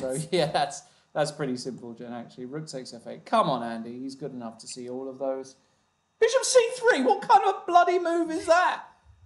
For cry, I'm going to go over there and give him a slap. What the bloody hell is that move when you've got rook f8, rook f7, bishop takes g7? Oh my God. That's disgraceful. Now she can go e5. Hold on, this is serious. Now she can go e5 and maybe things aren't so clear. Did I overreact there? Sorry, Andy. I know we hung out a few weeks ago. Don't be angry with me. Don't be angry with me, buddy. But I'm seeing you at the 4NCL. And she played it. That's what you get for being a wimp, guys. You don't play bishop c3 here. As Jen said, rook takes f8 was like clearly winning. I would bet my bottom dollar that bishop takes g7, bishop takes g7, rook f7 is just a stone cold win. Stone cold. Bishop e5, g7, check. King g8, rook f8, check, for example. I mean, what is this? Come on, guys. This is England. This is Sparta. We don't play bishop c3. e5, e4. How dare you? Oh, my God. How dare you play chess like this? I'm angry. Jen, I'm angry. He's let his team down. Look at this. The Lions, they had a chance. They had an outside chance. Well, let's take a look at Marcus Harvey's game against Flavio Perez, and I think you're going to change your assessment. Remember, Flavio almost had that victory earlier, that upset victory against Edouard, right? But he's dominating in this position as well for the blockbusters. Wow, he's got the knight and the queen, and I think about 25 pawns. So I can't count them all, Lawrence. Yeah. But the point is, Flavio is getting the job done. He's played some really good chess. It was sad to see him not win that game, but nice to see him, clinch the victory for the blockbusters, assuming that he gets this done quickly. Absolutely. Queen e5 played by Marcus Harvey, trying to somehow keep the game interesting, but I just think the problem is the knight's a good defender as well. So if we even just play queen d7 and start pushing the pawn, like, you don't have a lot you can do about that. Okay. I mean, sure, we have to look at the sacrifice, bishop f5, but it doesn't seem like you're getting a perpetual in any situation. This is not even close to perpetual territory. You've got to be a bit careful here, but I don't know. I guess I would just go d3. You could also just play queen e7, by the way. I mean, what are you going to do against that? I was going to do it next move. I was going to go d3, queen e3, and queen e7. And he did play queen e7, by the way, and then king g3 was the response, but we're just taking the pawn off with check now. Yeah, hopeless. So this Absolutely is just hopeless. Absolutely. But if we stay with this game, we can officially call the match, because as soon as this game is won for black, the match is over. And now he goes back to e7. He's threatening knight g5 check. And if the king goes onto a dark square, queen c7 could just lead to resignation, although I'm sure there's even stronger moves from a technical point of view. Trading the queens will end the game with the extra 6 pawns for black. Okay, technically 4. But who's counting once it goes over 3, Lawrence? I agree. Well, only the computer. Once you have more than 3 pawns, it's a bevy of pawns. A bevy of pawns. Look at this. I mean, come on. See, I have words too. It's not just you Brits. I got a few words. Got words for you. Yeah. Us Philadelphians, we've got so many words. We have the best words. Do you? Yes. Queen h4 check just to end the game. How about that? Yes, queen h4 check. I like it. You can't play king g2 because knight f4 check. So I think queen h4, and we're going to see a potential resignation after queen h4, which will win this match for the blockbusters, and it will help avenge Flavio Perez for his earlier game where he was winning upset fashion but let it slip. Yeah. Impressive play here by the man with a romantic name. And a bit of a romantic, if I may say. Now, don't quote me on that. Don't quote me on that. But that is the word on the grapevine. Okay. Queen h4 has been played. Let's go to another game. This is not interesting at all. Gunina. Oh, okay. I'll let Andy Horton off. He's just a rook up at the moment. So clearly his position. I mean, his position was probably so good that he could even play the move bishop c3. I'm still going to see him on the weekend and give him a telling off for it though. You just cannot do these things. But that's not interesting. So what does it mean, Jen? What does it mean? Well, it means that the blockbusters are not going to win there. Chess Flav is going to win, right? So yeah, I'm surprised he hasn't won already. You mentioned... the robot did win, so the Puffins have got a huge... Look at this win. Probably win of the week for me. The Puffins defeating the league leaders, joint leaders, 10-6 for the Puffins. Absolutely brilliant result. And they will be wonderful. Over the moon. Keeping this division interesting. Meanwhile, it looks like we should take a look at a game by two titans, even though the match was decided long ago. Two of the stars of the day, Gawain Jones and Loke Van Wely. Yeah. And it looks like Van Wely's playing some power chess here. He's up in exchange, and he's just forced a trade of queens with queen to e3 check. And, he's getting the job done, it looks like. Queen f2 was the reply of Gawain Jones. But will that help? Of course, the endgame is going to be better if you get our king to f2. But there's no rule that just because Luke Van Wely played queen e3, he has to play queen takes f2. He could just leave the queen there and force you to take it at some point. So I think that bishop d5, he did that. I love the power chess of Van Wely. This is great. Yeah. He's going to win this game. Yeah, he is going to win this game. And Gawain obviously not having the best of weeks either. Playing subpar for his level for sure. Just got 1 point thus far. Really, really disappointing week for Gawain. And he'll be disappointed for sure. As will the team, because that really means that the towers are all but out of the league. We'll keep with the blockbusters though. Look at this performance. Rook takes g2 check, Luke. Do it. Rook takes g2 check, Luke. Please do it. Yes. Rook g4 check. Rook g4 check. Do it. Or rook e2 check. Yeah, that's also good. I love this. Oh my gosh. This is just Rook. That is just amazing, Lawrence. Yeah. He didn't. No, he did. He just took a pawn first. This is fine. Gawain's not going to try and struggle too much because rook c1, rook takes c2 is. I think Gawain hasn't had enough. Hey, as we're nearing towards the end of our show, I want to remind everyone that as soon as we're done, Hess and Danny Wrench and Grandmaster Robert Hess are going to be doing a halftime show, going over all the highlights of the first two divisions in case you're, for instance, from the East Coast and you just got off work and you want to get filled in on all the highlights. They got those for you, and at least in our division, it's been quite a day. So you should be in for a treat. Been an amazing day. The Puffins being the big scorer, and the big surprise to some, maybe not surprise to others, winning that match. The Towers having just an unbelievably poor day. Gawain has just lost. That means that's an 11-2 score. It's just gross to see them finish up like this. And there it is. Luke Van Wely won by resignation. Huge day for King Luke. And of course, after Danny and Robert do their halftime show, they're going to stay on to cover the Atlantic division, including, I think, the much awaited match between the Chess Bras and the Blizzard.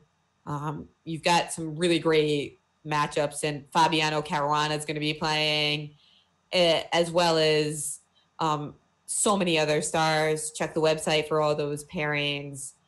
And then you stick around for the Pacific division as well. It's just always a jam-packed day of excitement and, brilliancies and blunders, Lawrence. I mean, we've seen a lot of blunders today, huh? Yeah. But that's brilliant. it just goes to show grandmasters can blunder as well. So for all of you guys who are amateur players or club players or just getting into chess, thinking, well, I blunder all the time. It's not. It happens to everybody. You just got to keep on working, Keep on perfecting. Why is Marcus Harvey still playing on? P.S. Like, he's a queen, knight, and 3 pawns down. Black can also win the queen with knight c3 check and knight a2. So I think, Marcus, you can give it up, mate. I mean, there's a time to resign and there's a time to resign, right? Yeah, but I mean, I'm okay with it. I think that you just never know. Like we were just talking about how weird things happen, and it's there's stalemating possibilities. Who knows? What, Who with that knows? pawn on a4? Big stalemate. Well, we need to get rid of that first, of course. Oh, right, okay. You just play a5, a6, a7. D3. I mean, just doesn't care. Like, whatever. Okay. But indeed, I think that this game is going to be over in just a few seconds.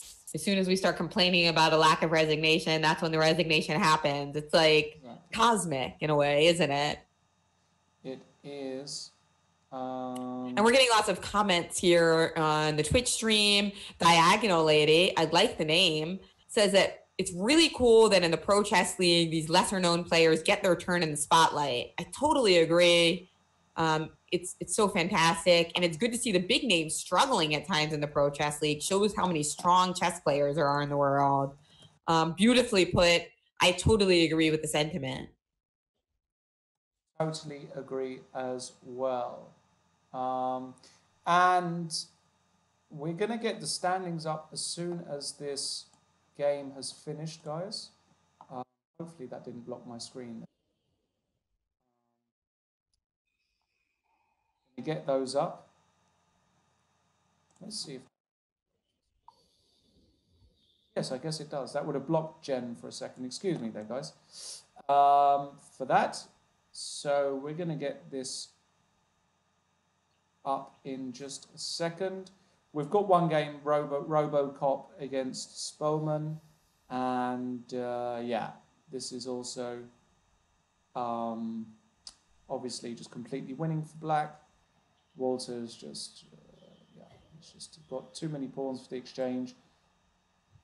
Resign, please. This hurts to watch. I don't know if Viking Walin G was referring to this match or which match he was referring to, but in any case, things are nearly all over. We've just got 2 games remaining, it seems.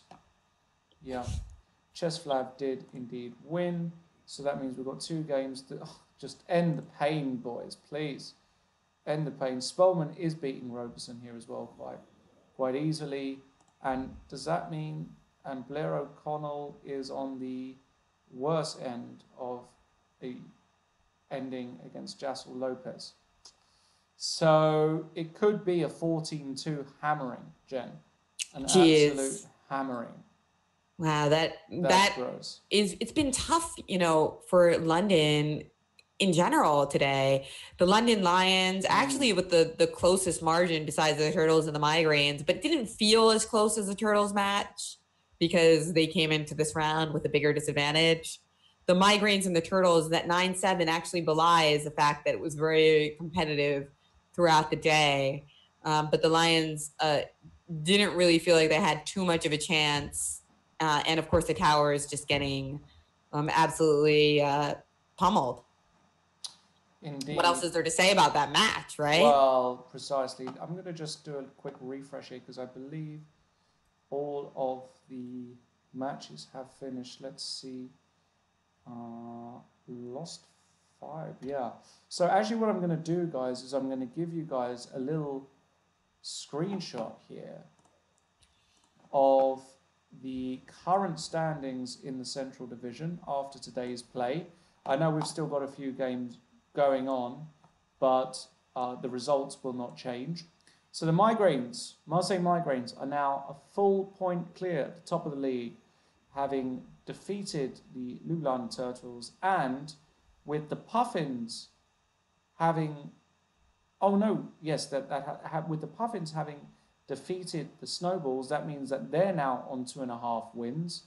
The Turtles, however, do remain in the top 4 places because they already had 3 points, but it's the Cannes Blockbusters who sneak above the Puffins. So unfortunately for the Puffins, the London Lions didn't do them a favour. The Lions went down. So the Puffins are now half a point behind getting into that crucial top 4 place. The Mosquitoes as well, despite an epic performance today, way off the pace. And look at this, Jen. It makes me want to cry. Cry tears of rivers of tears. Both the London teams propping up the league. The Lions at least have 1.5 points, win and a draw. But the London Towers, well, there has to be some. I think next season there has to be some big changes there. Perhaps a sack of the management, a sort of reshuffle of the team. Maybe a merge of some sort is in order. I don't know what's going on, but some changes are required there because somehow they need to hire you as a consultant, Lawrence. I think so. That will certainly solve all their problems. That will. If anybody's wondering what we're all playing for here today, if you're like, well, what is this stuff all about? Is this just a bunch of guys with nothing else to do, playing a bit of chess online? Yes, that's partly true. But what it's really about is the following. This. Prizes. Here we go. 20,000 smackers up top for the first place team. That's a good chunk of change for a few weeks of chess. 10,000 for second. Third is 4,000 with a bunch of other prizes, including a $5,000 all-star game. That means if you pull the rabbit out the hat for the season and you get that, you will win $5,000 plus various social media prizes, Super Saturday, Super Sunday prizes, and rating prizes. Huge. And I think, Jen, with all games now over, we might have just one ongoing, but I have been told that Danny and Robert are ready for the halftime show, and I want to thank everybody for joining us on Twitch and Chess.com, and remind you that we've got big Central Division matchups next week, including the Migraines versus the Snowballs, and you're not going to want to miss that. But till then, you've got a lot more chess action tonight in the Atlantic and the Pacific Division. So we're going to hand it over to Danny and Robert, and it's been a pleasure as always to work with you, Lawrence. Always. And I'm looking forward to the next time, Jen. In fact, next week. And thanks again for everybody hanging out. Remember to not go anywhere. If you're going to go anywhere, that means for literally 20 seconds, pop to the bathroom, pop to the kitchen, bring back some coffee, bring back some nachos or whatever it is you like to eat. Because we've got Danny and Bobby up now with the halftime show. We're out of here. See you later. Peace. Bye, guys.